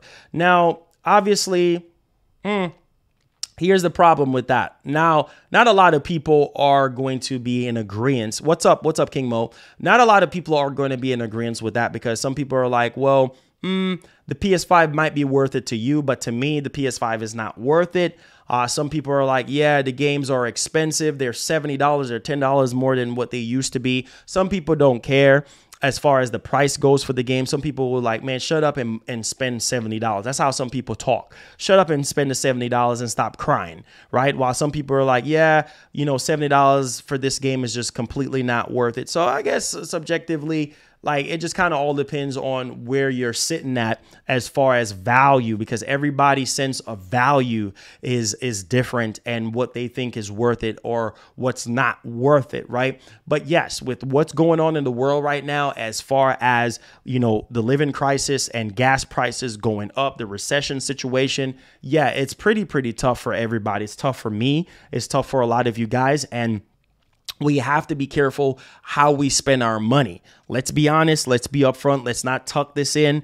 You know, this ain't no game. This ain't no joke. This is tough business, man. This is not no game, you know. And, you know, the reality is people like me, I don't have it like that to really go out and splurge and buy every single game. Like, I have to make sure that whatever game I'm buying, if it's something that I want to play off stream, hey, I know what I'm doing as far as spending money. If it's something that's for the channel, I still got to make sure that my audience, you know, really cares about this game and really wants to see this game. Otherwise, I'm wasting my $70. I'm wasting my time spending all this money, time, and resources. And then people are just not interested. Like, why is Marlon playing this game? Why is he reviewing this game? We don't care about this game. So yeah, you have to cherry pick the games that you talk about, or cherry pick the topics that you talk about, because you have to understand your audience. And the same thing I said about Sony, like, you have to dig deep and understand your fan base and your consumer base more, and understand that, listen, there are certain things that they want and there are certain things that they don't want. For me, per se, I know what my fan base, they want. They want PlayStation stuff. Like, They know that Xbox ain't got no games right now. So it's up to me as the content creator to deliver, whether it's doing live reviews or streaming the games or giving my thoughts and opinions or products that I do get in for review, whatever the case may be. And I'm always going to be honest and upfront in my reviews, whether people agree with it or disagree with it. That's just the way it is. I'm not going to cut no corners or nothing like that. It's either it's going to be cut and dry or nothing at all. Right. And so when it comes to PlayStation, yeah, same thing with Xbox. Like, you know, that is up to you as the gamer. Like, which one do you think? I could sit here and sing and tell you guys, oh, PlayStation is worth it and all the games are worth it. But you might be looking at me like, this guy's dumb. Like, no, bro, like these games are not worth it. You know, like everything that Sony is doing right now is not enough. I need more. So I'm not buying the PS5. Whereas some people would say, well, Xbox is more worth it to me right now. I know that I have to wait on the games and blah, blah, blah. But that's just the nature of the beast right now. Some people go where the wind blows. You know what I mean? So I just have to be honest and upfront with you guys, man. And, you know, that's a very, very good comment. Thank you so much, Sniper, for the $6 and the $6 before that. Definitely does help out the show and everything. So let's get to the comment section here, guys. Tag me at MarlonGamingNation with all your questions or super chat. Let's get it popping. Let's hear what you guys have to say, man. I really want to hear what's going on in your guys' head. Like, as far as Sony is concerned, how do you guys feel about Sony right now? With the recent things that came out from Brazil, with this document, legal document that is, and everything. Like, how do you guys? I know a majority of you guys that are watching are PlayStation fans. Don't lie, don't fool me, because you're not gonna fool me. So please, I need to see everybody open their mouth and say how they really feel. Put the fanboy pony nonsense to the side.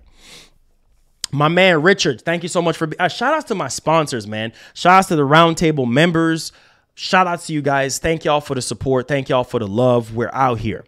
Let's see here. It says, Marlon, that English accent you do is from pre-war 1930s. We all don't talk like that. There is many different accents up and the country, England, and good accent, my G. Hey, thank you so much, Richard, man. Love you. Would love to come to England one day. Carmela says, you don't have it like that. You have every system, and that doesn't mean that, because hey, when I was working at FedEx, right, I literally saved my money to buy the systems, right, and even before getting into this job, like, or getting into what I'm doing right now. Like, yeah, I saved money. And obviously when people donate, it goes back into the channel, buying the systems and everything. So that's just the way it is. I said, could care less. Well, yeah, some people said they could care less. I mean, it is what it is. Says Sony scared. That's how I feel. Hey, they gotta feel scared, because right now, Microsoft is turning that heat up. Like, Microsoft ain't playing around anymore. Like, I'm telling you, when Microsoft bought Bethesda, Sony's heart dropped. When when they bought Activision, their heart dropped, because they're like, oh my God, we about to lose Call of Duty. Like, what are we gonna do? We about to lose Call of Duty right now. Like, we gotta do something, right? And so you with these documents and stuff, you know, we saw a whole different side of Sony. Like, Sony, what the heck? Like, what's going on right here? Man, it's crazy, bro. It's crazy, man. It's a lot of stuff. It's a lot of stuff that's going on with PlayStation right now. You know, it comes off, the whole game blocking situation, it comes off as like, okay, they're just being competitive. They're trying to get the games that they're blocking from Game Pass over to their service, or they're just being sleazy and just blocking the games and nobody gets the benefit out of it. It's crazy. It says, why is there still no gameplay for God of War Ragnarok? Why are they waiting? I don't know. That's what I'm saying. Sony likes to sit on things, bro. They like to sit on things, and that is a problem. Like, if you have, that's where the leaks, they're gonna mess around until this whole game gets leaked out. and then they're going to just respond. No, stop doing that. Stop waiting for the damage to be done in order to try to repair it. You don't want to do that. Same thing with The Last of Us Part 1. It's like they don't learn. Like they just, I don't know what the heck Sony is doing, because as soon as the game was being leaked out and people was being upset and there was a huge backlash, here comes Sony at 8:30 at night. Ding, click the button. Here you go. Blah, blah, blah, blah, blah. Okay, come on, man. Like, sick of it, man. Cha. Says Sony was telling the truth about COD. No one can compete with the height it's at now. Many tried, many failed. I understand that, but it is possible to make something, you know, that can potentially compete with it. I mean, it's going to take years and things of that nature, but hey. Popeye says, to be very honest, I rather indifferent about the whole Sony Xbox. To go even further beyond. Let's go.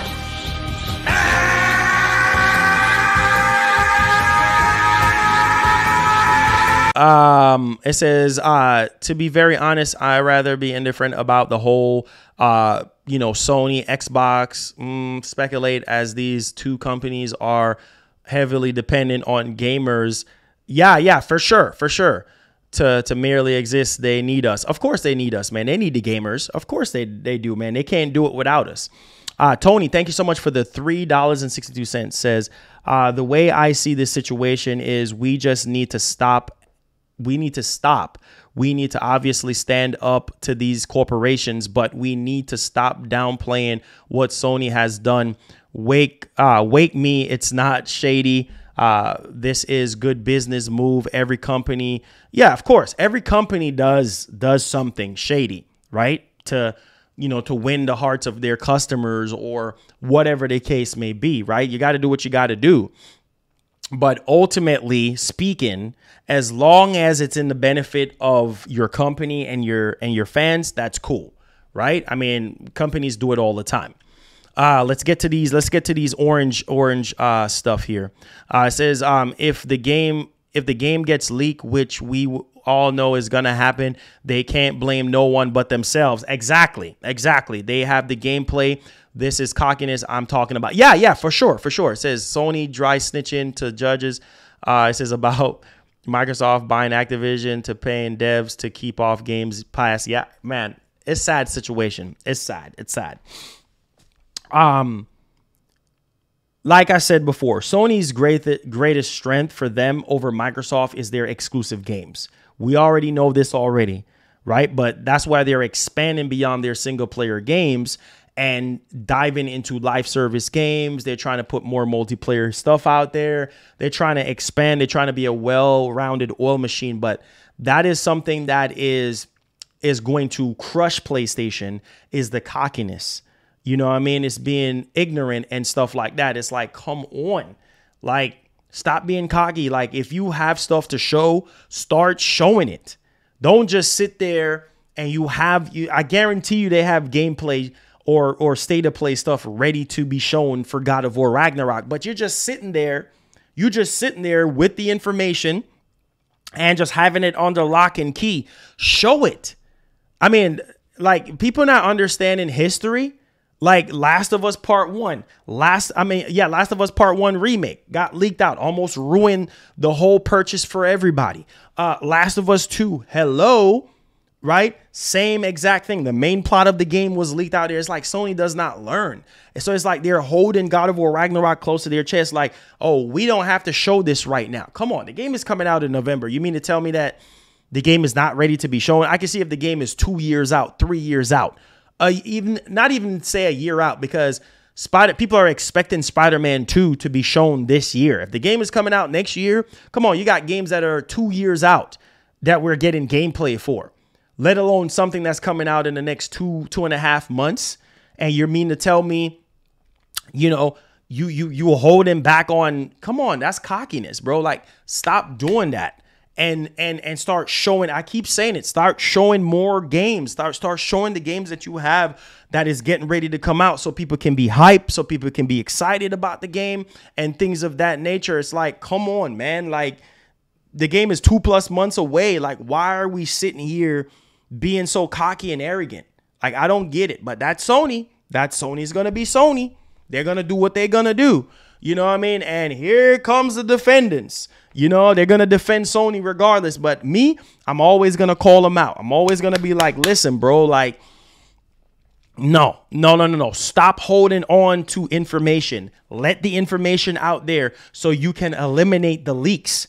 Because if you can do a leak control of showing the games, more of the games, people are not going to really believe the leak because they see the official stuff. They're going to look at the leak like, that's garbage. I'm not going to believe that type of stuff. Right? So guys, come on, man. Like, Sony just got to do better in that avenue. But will they do it?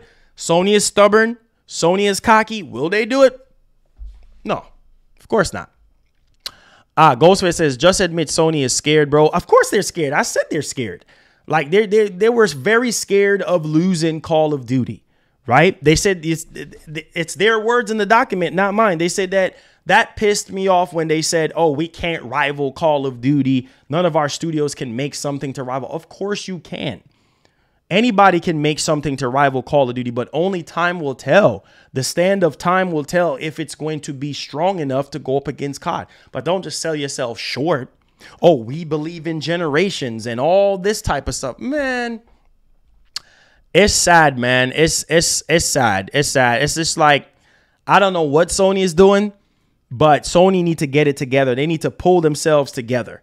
You know what I mean? Pull themselves together and start being more aggressive, start communicating more, because Microsoft is not playing around, guys. I keep telling y'all boys, Microsoft ain't joking around. They're not joking around.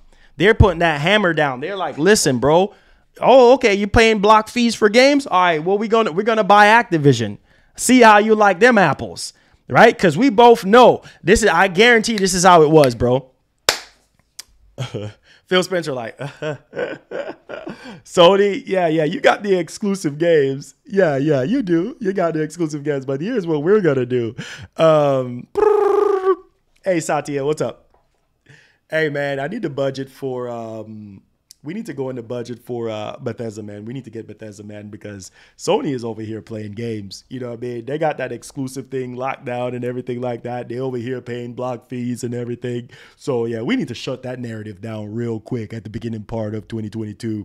We need to shut that down, man. Let's work on this stuff right now. It's 2021, September of 2021. We need to start working on this deal ASAP, man, to shut that noise down, put fear in Jim Ryan over there, man, at Sony. I'm telling you, man, I'm sick and tired of the nonsense with Sony and their arrogance and their cockiness. But listen, man, yeah, we need to greenlight that. And then after that, we need to shut them down even more, man. We need to flatline them, okay? We need to flatline them really, really quickly because we need Activision.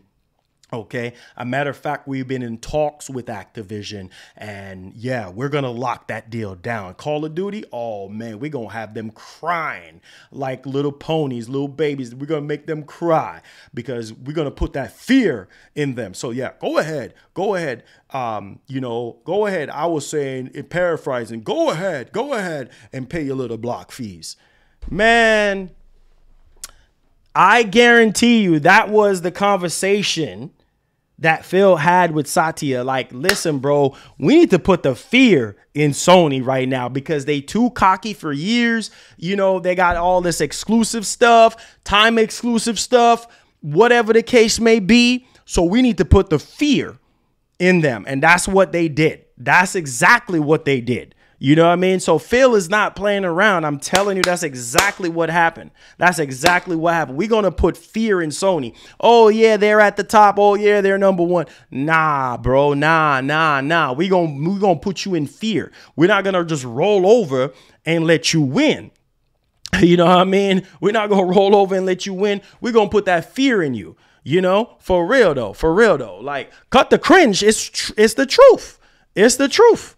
It's the truth. They're put into fear. They're put into fear in Sony. Oh, cut the cringe. No, that's real, bro. That is real. That's what they did. They put the fear in Sony. That's why Sony so scared and shook about losing Call of Duty, right? And saying that, oh, players because of Call of Duty being on Xbox or being on the other platform, players can choose whichever console they want to play on. Come on, man. That sounds like you're defeated. I'm telling you, they put the fear. Microsoft is putting the fear in Sony. Y'all talk about cut the cringe. Come on, bruh. Y'all better wake up and realize that's exactly how it went down. Cringe or no cringe. Y'all better stop bullcrapping and wasting time. And oh, cringe. Yeah, cringe. But you see, Microsoft, they ain't playing around. Microsoft got the sauce right now. They ain't playing around. They putting that fear in Sony. And Jim Ryan making them like, oh shoot, they just bought Activision. Oh, what are we gonna do? We about to lose Call of Duty. Okay, keep talking about cringe. Boy, we're swimming in cash. Wayne, thank you so much for the $5. Says, Marlon, do you believe that Ragnarok will be the last God of War game? Nah, heck no. Heck no. You crazy? Nah, man. Heck no. Heck no. Heck no. It says ponies don't want to believe it. Hey, man, listen, that's the reality. And they even said it, bro. They even said it too. That's the crazy part. People were saying that Sony is scared. They are scared because they were scared of losing one of their biggest revenue stream, right? Third party wise. Call of Duty literally makes up a lot of their revenue. So of course they're scared, right? Of course they're like, oh God, oh my God, oh Microsoft, woo!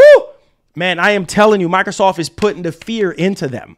That's why you see Sony scrambling and saying the things that they're saying. Man, listen, bro, y'all need to stop. I keep telling y'all boys, stop worshiping these companies. Stop putting these companies on a pedestal. Like, I'm telling y'all, Sony is not perfect. There is areas where I feel like Sony needs to be better in, and they need to tone down the cockiness, right? They're terrified because, man, I'm telling you, if Microsoft didn't come out and say, hey, we're keeping Call of Duty on Xbox, Sony will be sweating. Sony would be sweating because they already defeated themselves when they said, oh, we can't rival Call of Duty and nobody else can rival Call of Duty. Come on, dog. Like, stop, bruh. Stop. It says, pick up The Last of Us for $30. Trade old PS4 games in. MGN, it says, Microsoft has Sony tap dance, bro. Yeah, Sony is sliding on thin ice. I'm telling you, they are. They are, bro. They need to stop. Stop being so cocky and arrogant, bro. Stand up. You know, Jim Ryan, when he heard any talks about Microsoft and them being a threat to them. No, bro. Game Pass is a threat to Sony. It is a threat to them. Why are they sounding so shook in their statement? Why are they sounding so shook? If you are so, fearless and you're not scared or you're not worried about Call of Duty going to Xbox only, then why are you putting out that type of statement to the public so the world can really see that, man, Sony is really like, come on, Sony, like, what the heck is wrong with you, Sony? They sound scared. They sound shook. And that's the thing, is that Microsoft is not playing around. That's why I keep telling y'all, this is a whole different Microsoft right now. Like, yes, we know that Microsoft ain't got no games right now, but I am telling you, 2-3 years from now, the conversation is going to change. The conversation is going to be different because all Microsoft got to do is put out quality stuff into Game Pass and make everybody happy. And man, Sony, I'm telling you, Sony either going to have to A, do day and date, or B, come up with another plan. I am telling you, because Sony's boat right now, they're so cocky that their big ship got a big hole in it right now. Microsoft put a big hole in their ship and water is starting to come in. And they're like, oh boy, we about to sink. We got to do something. Put in the fear into them. And you know what? That's good for Sony. That's good that Microsoft is putting the fear into Sony. Here is why. Marlon, why are you saying this? Here is why. You know why? Because it forces Sony to perform better. Remember what I tell you, when a tiger is backed in the corner, that's when he's at its best, right? Because he's going to make sure that anything that moves, bruh, it's going to get shut down immediately. And that's Sony. When Sony is backed into the corner, that's where they're at their best. That's where they're at their best is when they're backed into the corner. That when you put that fear into Sony, that's when and you want that for competition. All I'm saying is this. The competition is good right now. This ain't no Xbox One/PS4 generation. Bro, this is a whole different generation. Microsoft is putting the fear in Sony. They want them to be scared. They want them to be shook. Man, y'all better stop playing, bro. Stop playing. Stop playing. It's competition. That's what it's called. Sony needs to get up off their high chair. Some of y'all sitting here defending them. Sony needs to get up off their high chair. I said that they're the kings when it comes to exclusives. We already know that. They've been doing this since 95. We already understand that, right? They don't have anything to worry about when it comes to their exclusive games. But what they do have to worry about is Game Pass. What they do have to worry about is make sure that them live service games are firing off on all cylinders. Because best believe if they're not firing, best believe that they can't deliver on that multiplayer experience. Considering that Microsoft got tons of multiplayer stuff. Okay. Nobody listens to me. Whatever. It says Microsoft is scaring Sony is the best for us gamers. Yeah, it brings competition. Exactly. Because Sony is so freaking cocky. You know, like, oh, we're Sony. We're number one. You know, you remember they were playing that cat and mouse game. I need everybody in the chat to be talking right now because we having a good spicy discussion, doggone it. So I need everybody to be running their mouth. I need the chat to be going crazy. Listen to me very carefully. Remember at the beginning part of this generation how cocky Sony was being, right? Oh, Microsoft launched with 0 games, right? Remember that situation? Oh, we're playing the game of cat and mouse. If Microsoft ain't talking, we're not talking. Remember that cat and mouse game? Microsoft is not playing around.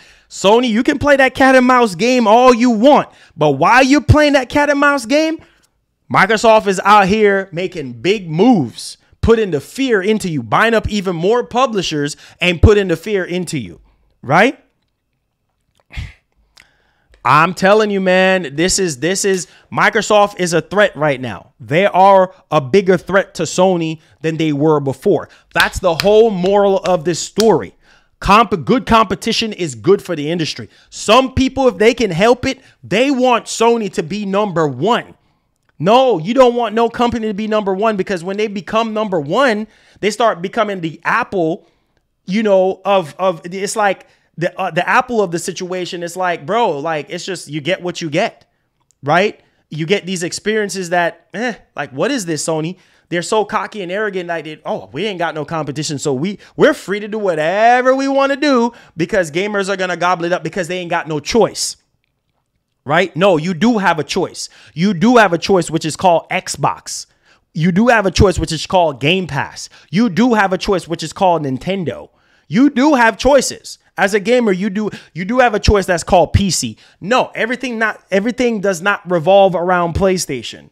Okay? Some people would want them to just be number one, no other company in the rear. But that's where they're going to drop the ball. Because they feel so confident in themselves. Oh, we ain't got no competition. Hey, we ain't got to even work as hard enough. Come on, man. Like, stop playing, bro. You said, I'm wrong because I don't know. Nobody knows what's coming. I don't know what's coming. But I know I better hope for God's sakes that Sony better buckle down. Sony better buckle down and stop playing games and stop being cocky and arrogant and understand that Microsoft is not playing. Nobody knows how these live service games are going to turn out. Nobody knows anything. I never said I know what's coming. Don't twist my words. I never said I know what's coming. I said Sony needs to stop being cocky. Get up off of their high horse and start fighting and being more aggressive because Microsoft is not playing. You cannot compete with $1 trillion company when it comes to finances. You just can't do it. So Sony better... They gotta stop being so like, oh, we're number one and we're untouchable. No, dog. Anybody is touchable. Man, stop playing, bro. You poke the sleeping giant, you poke the tiger, and when the tiger starts striking back, you don't like it. You don't like it. You've been poking the tiger for years. And when the tiger strikes back and be like, I ain't playing now. I'm ready. Listen, I'm ready. I'm ready to go in on you now. I'm ready to devour you now. Now what? Now what you're going to do? Because you think this is a game. This ain't no game. This ain't no joke. You keep poking something for too long. Now Microsoft is firing back. Now Microsoft is like, I'm tired of these games. You want to play this game? We can play it too because we got money. I'm just saying. They got the money to put the fear into Sony. Simple as that. Simple as that. It says, I mean, it's not hard for Sony to compete. No, it's not. No, it's not. It's not. They've been doing this longer than Microsoft. They should know better. They have many partners, and if they aren't relevant in one genre, they can buy in. They can buy into it and put day one games into. Yeah, simple. But here's the thing. Ghostface, I'm gonna get to you. Here's the thing. They're not gonna do that until their back is against the wall to do it. They're not going to put games, their first party exclusive games, day and date until when their back is against the wall. You see the whole crossplay situation, how stubborn they were with the crossplay situation before they start allowing crossplay. Come on, guys. Let's not forget that. This is Sony we're talking about. Stubborn and stuck in their ways and want to do what they want to do. I love Sony, bro, but come on. If you love something enough, you want it to succeed. You want it to do great. Like, I want Microsoft to do great too. I want them to start dropping, 5 and 6 quality exclusives a year. You know what I'm saying? In order to compete with Sony, so the competition is solid and it's tight. This ain't gonna be no walk in the park for Sony this generation. That's what I'm trying to get at. Microsoft is going to be really dig in to this. Microsoft is clawing their way into this one. They ain't giving up. Sony better watch out. They better watch out and stop playing games. Stop being cocky. Ty, let me get to Ghostface real quick. It says, Marlon, you're hurting the ponies' feelings. Tell them something that they want to hear. Hey, tell them Xbox has no games that will cheer them up. Man, sometimes, bro, sometimes you have to be honest. You have to look at what's going on. Yeah, it's just, I'm not going to talk and say things that people want me to say. I'm always going to be honest on my own opinion. If I'm wrong about something, I'm wrong about it. But guys, it's very apparent. Sony have put their cards out there that they're scared of Microsoft and Game Pass is a big threat to them. Come on, keep playing around. Even further beyond. Thank you so much. Thank you. All right, let me get to this, and then I'm gonna get to your other comments, guys. Frozen Gorilla, thank you so much for the $3.62. Says, you want the facts? Well, the fact is that Game Pass is not stable. And cloud gaming is not sustainable. You want facts? You can see all over the internet. Did Game Pass not sustainable? They have got your locked into the service. We don't know. Listen. We already know that it's not sustainable for Microsoft. They can afford for it not to be sustainable for them.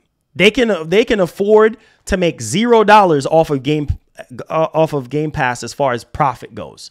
They're going to continue to feed Game Pass because they're trying to play the long game, right? They're trying to play the long game, and Sony cannot compete in the long game because the long game is they can buy as much legally. They can buy as much as they want before it turns into a monopoly, right? Before it turns into that, they can buy as many studios as they want, right? To perfect Game Pass, right? And to put out quality stuff. Right. So it's very apparent that, yeah, it's not sustainable for them, but it's a $1 trillion company. If this was Sony and Microsoft, not Sony and Nintendo doing this Game Pass stuff, it probably wouldn't last this long because they don't have the money that Microsoft got to really throw, into all these publishers and studios for it not to be making a profit. I'm just saying.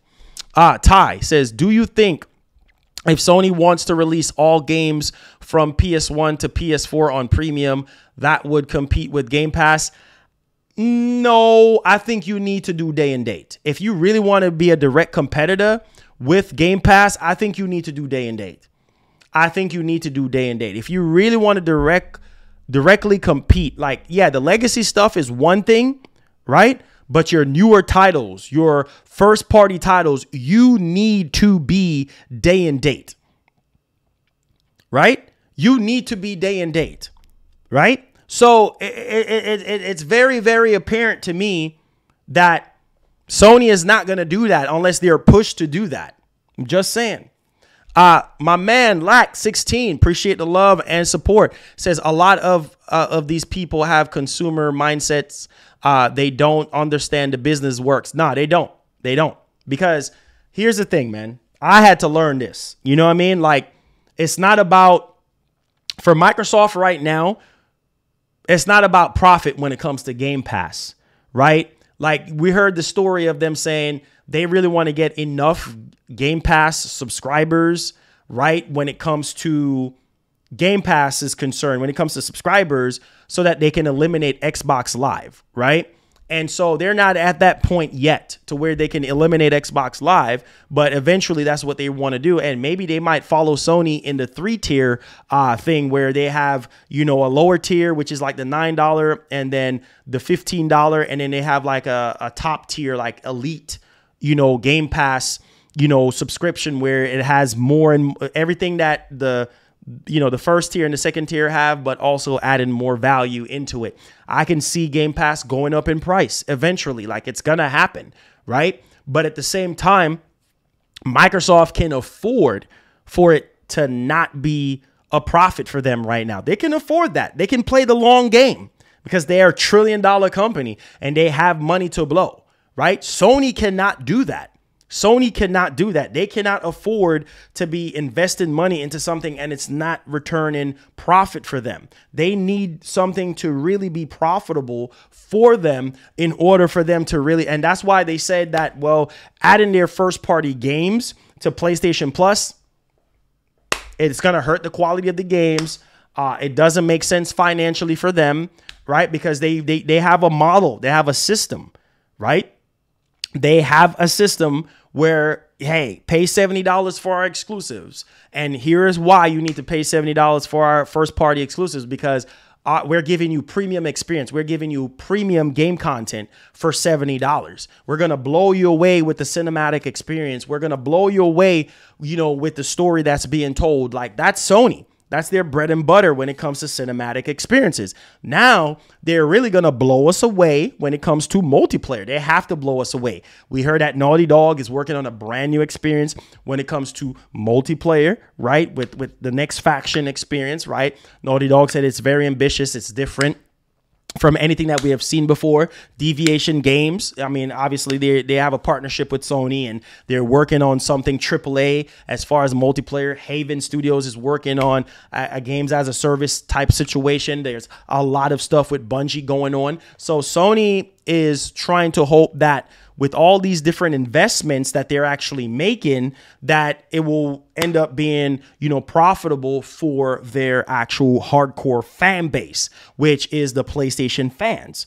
So again, guys, you know, like I said, Sony just need to get up off the high horse and pay attention to what's going on, right? Because Microsoft spent $70 billion for Activision. Like, there are going to be a lot of benefits for them.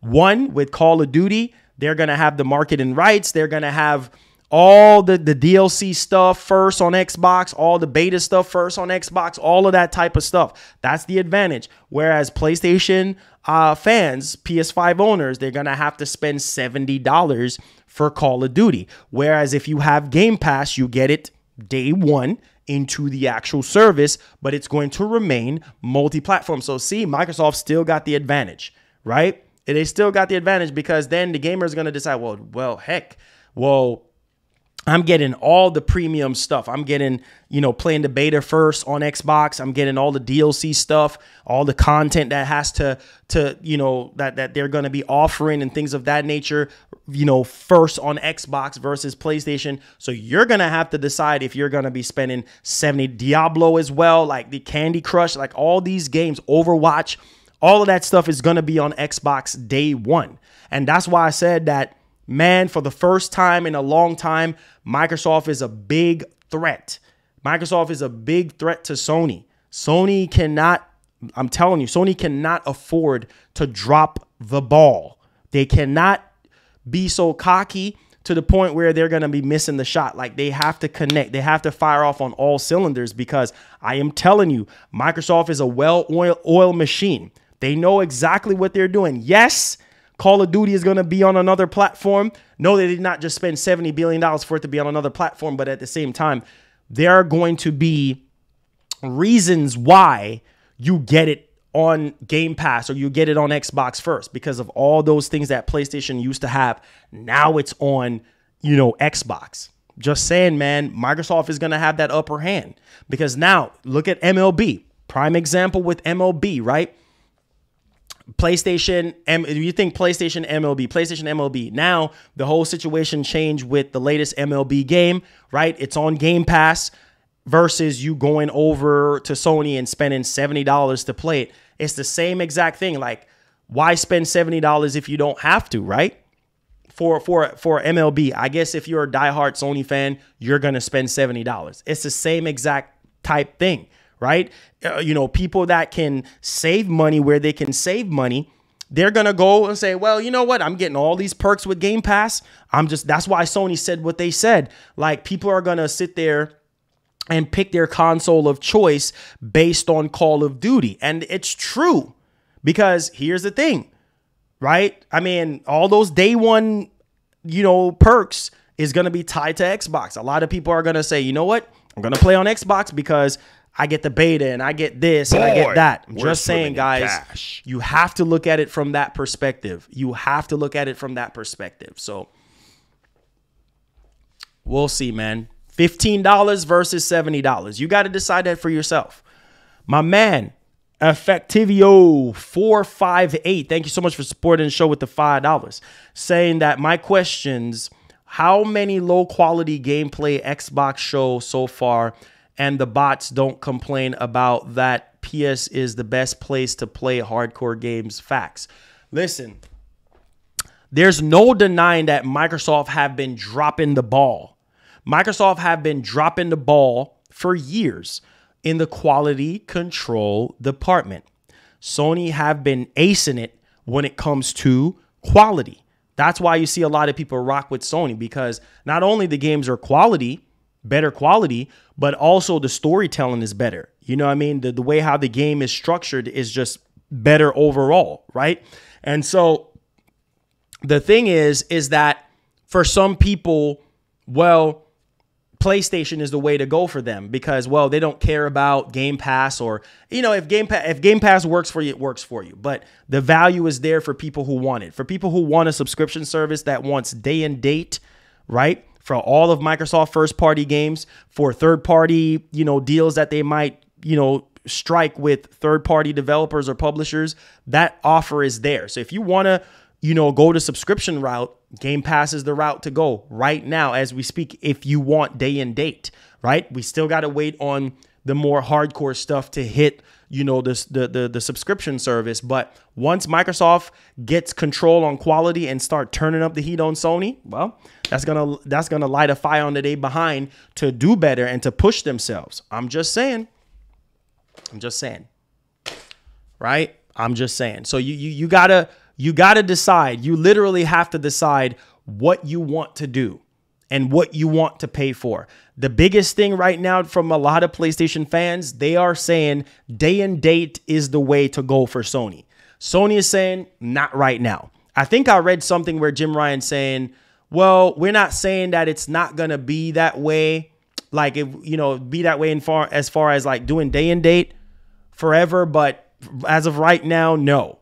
Right? Because who knows? Who knows what can happen in the future? Maybe Microsoft can just force their hand, right? And I think that's exactly what's going to happen. What's up, Triz? I think that's exactly what's going to happen, is like Microsoft is going to force Sony's hand, right? Force Sony's hand to do something. Force Sony's hand to give us day and date. Like, Microsoft is taking that risk. Sony really can't take that much risk like Microsoft does, right? Microsoft can afford to take L on investments, right? to ultimately better the value or getting more gamers playing on more platforms than just their Xbox console, right? But at the same time, you need to pay attention and look at this stuff. Like I said before, Microsoft is not playing any games. They're not. They're going to light that fire on the Sony. Like, Sony, you better stop playing.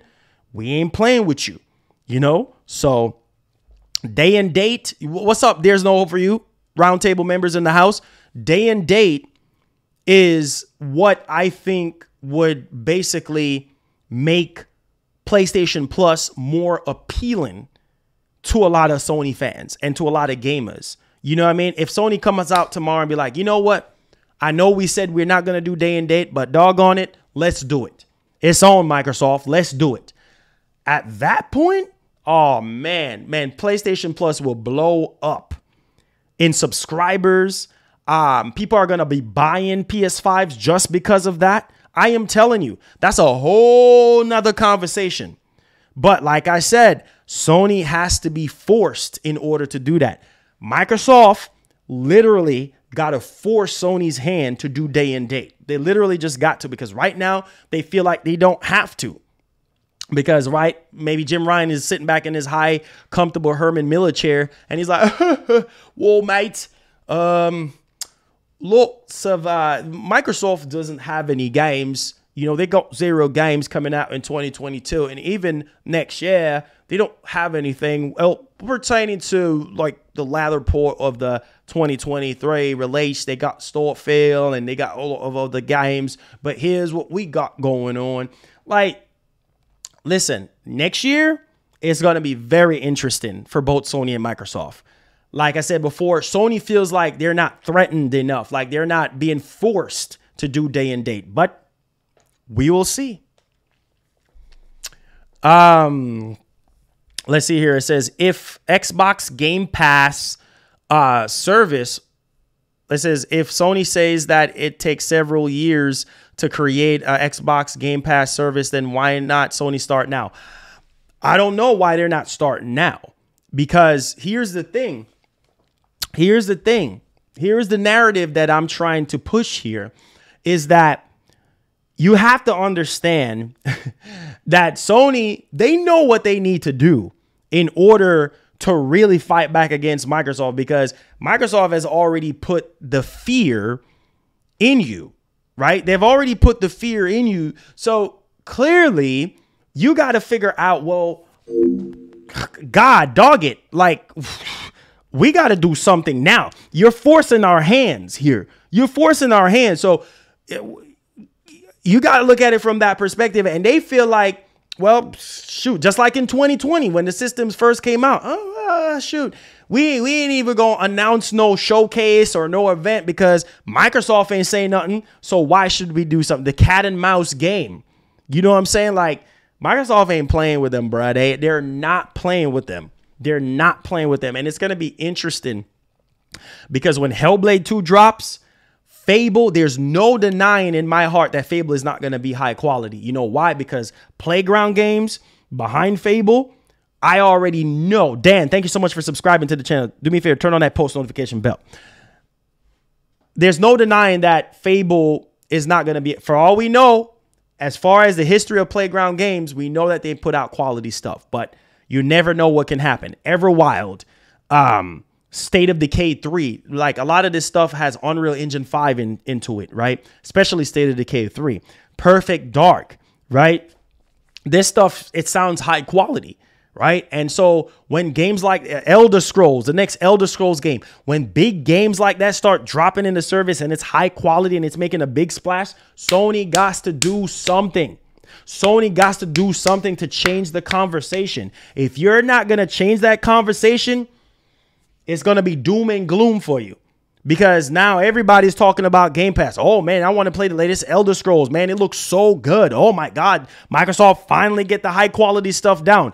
Sony got to do something to change that conversation. What are you going to do, Sony? Now Microsoft is forcing your hand with putting out quality games into Game Pass, what are you going to do? Are you still going to be sitting there?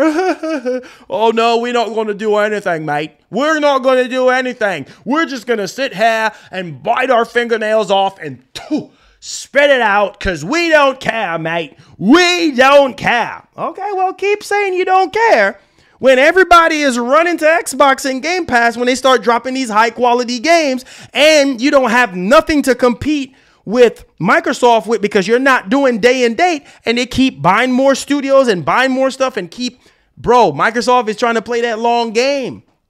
So keep spitting out fingernail. Oh, we don't care, mate. We don't care. They can do whatever they want, matey. Okay, mate. Don't care. Sit in your high chair. Sip on your little tea and don't care. Okay, well, we will see. This is a fight that, man, this is a fight of the century. This is a fight. This ain't no joke. This ain't no game. Microsoft, listen to me, man. They're rubbing elbows with Sony. They're listen, we tired of getting our behinds whooped. You know what I mean? We tired. We know we can't beat y'all with hardware sales, but we got it. We got to beat y'all in something, right? In something. And Game Pass is a threat. Everybody in the industry, it ain't even just people outside of gaming is talking about how crazy, Game Pass is and everything like that. Man, I'm telling you, all they got to do is turn that heat up with the quality of the games and turn that heat up on Sony. And I guarantee you, they'll find a way. They ain't going to be spitting out fingernails and saying that they don't care. They're going to be like, nah, we got to do something. We got to do something. You think it's a joke? This ain't no joke. This ain't no game. You better recognize and realize what the heck going on up in here. You know what I mean? Like, this ain't no joke, man. You got to find a way to pivot. That's the problem with Sony. Like, Microsoft has never really turned the heat up on them like this since 360. 360 was the time frame that Microsoft turned the heat up on Sony because they were acting all, y'all got a head start on us.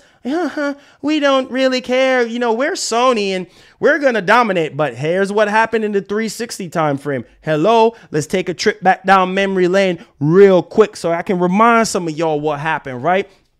The third-party games was looking better and performing better on the Xbox 360. Right? The cell processor was a nightmare for a lot of developers to deal with and everything like that. It was a hard, literal coconut for them to crack when it comes to developing for PS3. And somehow, some type of way, Sony got that fire lit onto them because they saw the advantages that was happening and whatever. So they just somehow just zoom right past Microsoft. But the 360 is arguably not even just the third-party games and everything, but also first-party games. They had Gears, Halo. I mean, they had the games back in the 360 time frame. Not only that, but the way how the 360 was marketed at that time frame where you can customize it the way you want and treat it the way you want. Boy, look at the PS5. Look, sometimes you got to look at things and look back in the past and kind of look at certain things. Like look at the PS5, how you can customize it to your own liking. The 360, you can really customize the PS3 to your liking. Is either you take it as that George Foreman grill that it was or not. But at least the 360, you could change the faceplate. Some people modded their, their 360 with different colors and everything like that. It was just a great console, but it was plagued with 3 red rings of death. So, that it's literally one of the greatest consoles that Microsoft has ever put out. And they know that they almost won that generation. And so they have to, and I said that, Microsoft has to bring back the 360 mindset. This ain't no game. This ain't no joke. You got to bring back the 360 mindset. You have to be aggressive. And that's what they're doing right now. They're putting the fear inside of Sony. Like, Sony, I'm tired of you. I'm tired of you. I'm tired of you getting the upper hand on us. We're going to turn up the heat right now. Shout outs to my man, Effect. My man with the $2 says, Xbox need to stop the talk for real, no cap. Listen, bro. At this point in time, like I said, their biggest thing right now is quality control. They got to iron out these games and make sure that anything you put out from here on out, if you really want to compete with Sony, one of the best to ever do it when it comes to quality in AAA games for years, you got to tone down. You got to tone it down, and you got to buckle down, and you got to really dig in and put out quality stuff, because when these showcases come around and you're showing off all your first party stuff, people want to be like, wow, look at that game. Look at Gears of War 6. Oh my God. Or wow, look at Everwild. Or wow, look at this. Or look at Perfect Dark. Oh shoot, I got to get an Xbox. Oh shoot, I got to get a PC. Oh shoot, I got to sign up for Game Pass. Wow. Make them PlayStation boys say, man, I got to get an Xbox. That's where I feel like Microsoft needs to be in gaming. Wow, there's been years since we said wow. Actually, for me, I said wow last year because Forza Horizon, I know it's a car game, but Halo didn't even make me say wow. You know, but Forza being a car game, and I know some people, well, Marlon, you can't count a car game, whatever, but the quality was there. I was like, wow, man, this is actually pretty good. Even though it's Forza Horizon, even though it's a car game, we need more games like that. The whole Halo situation, ain't nobody talking about no Halo, dog. Like, you released Halo in pieces. That's literally, you know, mud splashing in the face of people, right? That loves Halo. You're splashing mud in people's face that love Halo. You're releasing the game in pieces. Clearly, it's a quality control thing. As long as 343 is at the helm of Halo, I don't know, man. Halo seems like it's going to be doom and gloom from here on out. Like, they got to just clean house, do something, because this is a disgrace to Halo. Halo, where's the freaking co-op? Obviously, co-op is the bread and butter. Don't tell me no otherwise, nothing. If you play Halo since day one, co-op should be there. No exceptions, right? Forge, everybody didn't really like Forge as much, but co-op, come on, right? You're releasing all these content piece, taking a year, doing that. Okay, the pandemic stuff was understandable, but you have other developers that are out here releasing quality games during the pandemic, and you still put out Halo the way you did. I ain't trying to hear all that. Because you have other companies out there is working twice as hard remotely from home, right? So you have there's no excuses, right? Because if Sony puts out God of War Ragnarok and it does not deliver, oh, for God's sake, if God of War Ragnarok does not turn out to blow everybody away, Sony is going to have a lot on their hands to pay. Oh, you do not want to piss off the Sony fan base. You do not want to piss off the, I'm gonna get to you, Ghostface. You do not want to piss off the Sony fan base, because them boys, them PS boys, you don't want to piss them off, because if you piss them off, oh boy, it ain't gonna be looking too good for you. You don't want to piss them off. So my suggestion is you deliver on all fronts. Deliver on all fronts.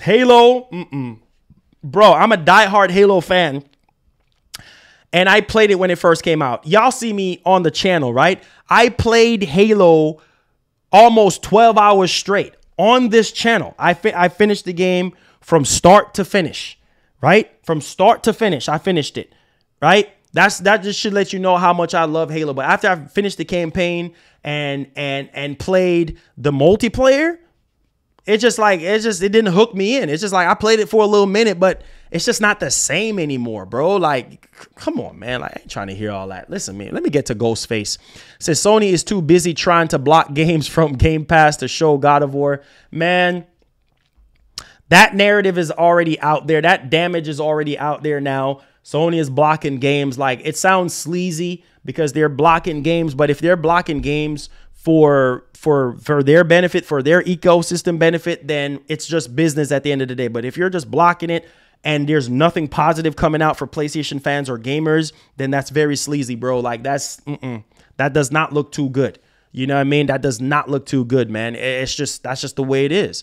He said, because we pay $70. There you go. You paying $10 more than the competition. You're paying for a premium product, so you expect premium products in return. I'm just saying, guys. I'm just saying. Did you hear that Xbox asked Obsidian for another Avowed trailer before their summer show 2021, but got the Outer World 2 trailer instead because it was a misunderstanding. Oh, really? Wow. That is insane. That is literally insane. Guys, in my closing, I love having discussions like this with you guys, man. I love having discussions with you guys, man. You know, this is why I do what I do on this channel for you guys, and I love what I do. Even though sometimes I feel like, man, what am I getting myself into? Sometimes it can be toxic and overbearing, but I love what I do here, man. I love talking about video games and having a discussion with you guys, and I love you guys. I love what I do, and I love you guys, and I appreciate you guys, and I'm always going to fight for what's right. I'm always going to be honest with you guys no matter what and put my best foot forward. So one love and God bless, man. My man, Sue says, I don't think Sony is even going to have a showcase this year. Oh, you crazy? You must be out your mind, man. Aizen, are you crazy? You crazy. Sony cannot afford to not have a showcase. Bro, if they don't have a showcase this year, PlayStation fans are going to go, their stock are going to, man, people are going to go crazy. You don't want to piss off PlayStation fans. Not have a showcase this year. They don't have a choice. They don't have a choice. They hadn't even had one for this year yet. They don't have a choice. They have to do a showcase this year. Man, you crazy? They ain't got no choice. Sophie, thank you so much for the follow. Yes, follow us out on Twitch. MarlonGamingNation says Blocking Games, $1 trillion company being outbid by Sony. Can't have it both ways. These companies might not like the Game Pass model. Look at Take-Two. Yeah, they're like, nope, exactly. Marlon, Xbox really needs to put the pressure on Sony. Yes, of course. That's the only way they can make Sony step out of their comfort zone. Exactly. They still have yet to blow me away with a showcase. Exactly. That's what I said. What's up, crazy? That's what I said. You got to get Sony. You got to poke at the hornet's nest. You got to poke at the hornet's nest to get them hornets start coming out, bro. You know what I'm saying? Start coming out. Like, you have to provoke the hornet, bro, because at the end of the day, Sony just on their high chair. They're literally on their high chair. And Microsoft, yeah, Microsoft need to put the pressure on them. It's competition. You know what I mean? It's competition. Microsoft has made a lot of mistakes, you know, but they're trying to make up for it, and they're doing what they can to try to stay in this, because I'm telling you, if it's up to Sony, they'll get everything and nobody else get anything. Sony is very like selfish when it comes to a lot of things. Like, if it's up to Sony, man, they're going to just do what they're going to do. And if Sony can help it, everything will be on PlayStation and nowhere else. But obviously that's not going to happen. It's just not going to happen. It says not every game is worth $70, but Sony fans think they are. Shaking my head. And to make it worse, they don't do free upgrades like Xbox if you move from PS4 to PS5. Yeah, that's sleazy. Yeah, for sure. Like, I feel like the upgrade should be free on every game. I don't feel like there should be a $10 upgrade fee. I did not like that.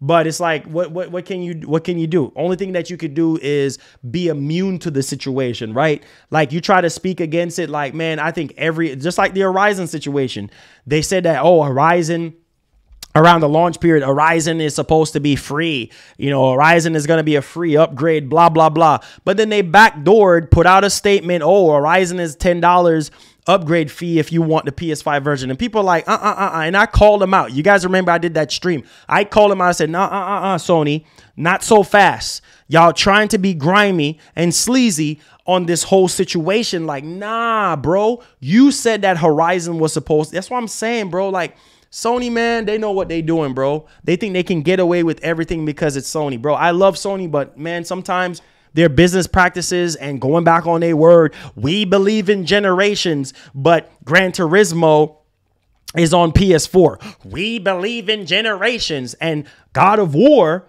is literally a PS4 game as well, right? Like, a lot of people were salty about Gran Turismo not being a PS4, but we believe in generations, right? Don't get me started, bro. Don't get me started. You know what I mean? Sony just flip-flops, bro. They flip-flop real hard. You know, first they say one thing, and then they go back on it. You know, we believe in where's the we believe in generations? Where is that at?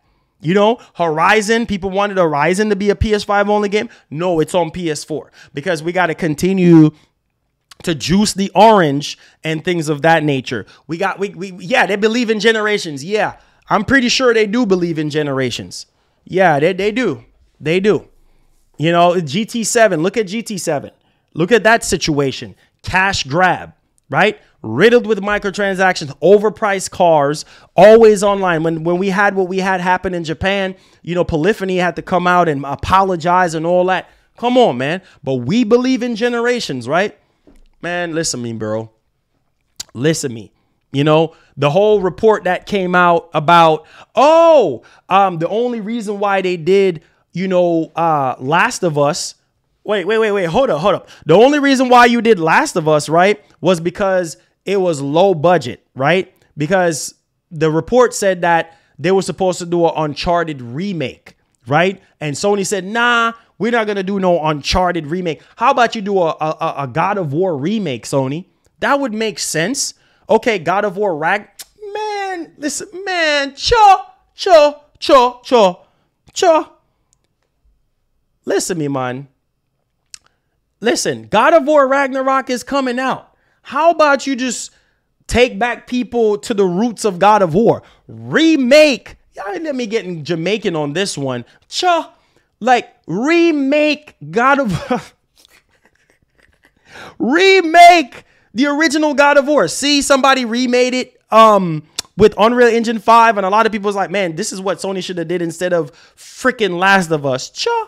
You wind up doing Last of Us, right? Because it was low budget, it was low cost, and low effort, so you went that route. Man. It says the one and done exclusives are going to save them this gen, bro. That's just the reality. Of course, Sony is just, it's, man, like I said, it is what it is, man. You know, it is what it is, man. Like, people, he said Jim Ryan sounds like a used car salesman. Facts. You know, like, it's just like people want God. Okay, you're coming out with one of the biggest releases of the year, God of War Ragnarok. It would have been nice if they could have gave us a God of War remake, like the original God of War. As legendary as that was for gaming, remake the original God of War, blow people away, get people excited for God of War. You know, everybody already played God of War 2018. There's really nothing else you could do with that, right? You already made a patch for 4K and whatever, blah, blah, blah. You already updated that already. Bring back people to the roots of God of War. Get people hype. You know, man, yeah, frig yourself, y'all. Box-side foolishness. It says Marlon liked that controversy to keep the content on fire. Live. Hey, real talk, man. Jokaya, man. It says on my other channel, upload. It says upload God of War PS2 on my series. Man, listen, bro. Like, I can't tell Sony how to run their ship. I'm not in the boardroom, but I'm out here in the trenches, and I'm literally seeing what people are asking for. Man, we could use a God of War remake. Man, we could use a Siphon Filter remake. Man, we could use a reboot to SOCOM. Man, we could use a Silent Hill.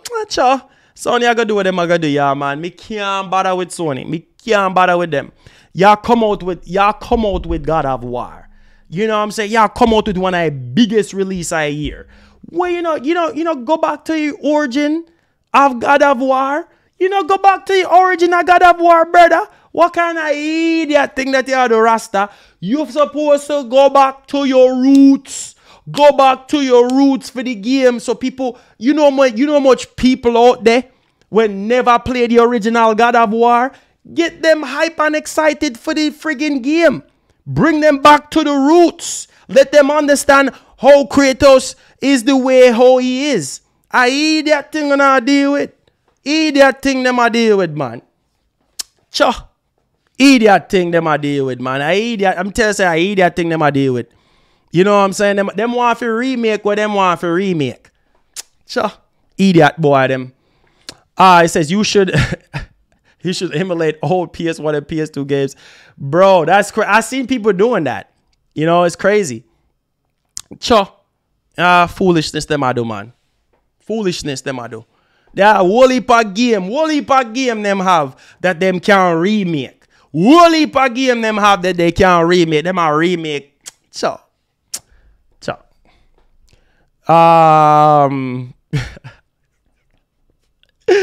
Real stupidness that them I do, man. It said Marlon, Microsoft showcases have been mid so far. Facts. It says they need to play their cards right if they want to compete with Sony. Yeah, man. They got to come hard.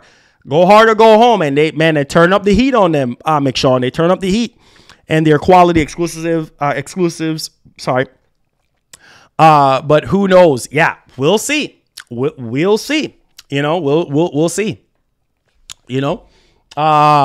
He said Marley Jamaican accent is a what? Hey, thank you. I appreciate it, man. Nola, King Nola, what up, man? It says, remember when Sony called Microsoft when they bought Mojo? Yeah. Oh, yeah. I said, this is God of War. I uploaded today. Oh, wow. It said, Twitch boys. Yeah. We're going to do some Twitch boys. It says, what's good? Yeah. Nola in the background listening. Roundtable member Nola, man. Big up yourself. Big up on yourself, man. Big up on yourself. Yeah, man. A real talk, you know, Rasta. A real talk. Listen, me, man. Me loving you, know. Me loving you. Big up on yourself, man. Enjoy the rest of the day. Follow me out on Twitch. MarlonGamingNation. You hear me? Big up on yourself, man. And you know why we do it, man. You know why we do what we do, man. You know what I'm saying? You know what we do what we do.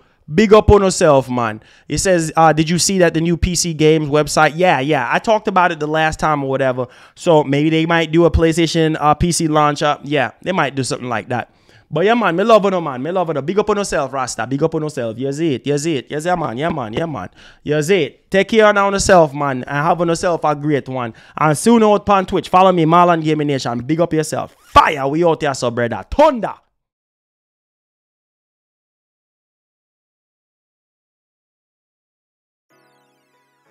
To LA with it. To LA with it. 10 toes down, I'ma ride with the gang. My whole life I've been doing my thing. Get that money, ain't no thing. Anything I do for the gang. 10 toes down, I'ma ride with the gang. My whole life I've been doing my thing.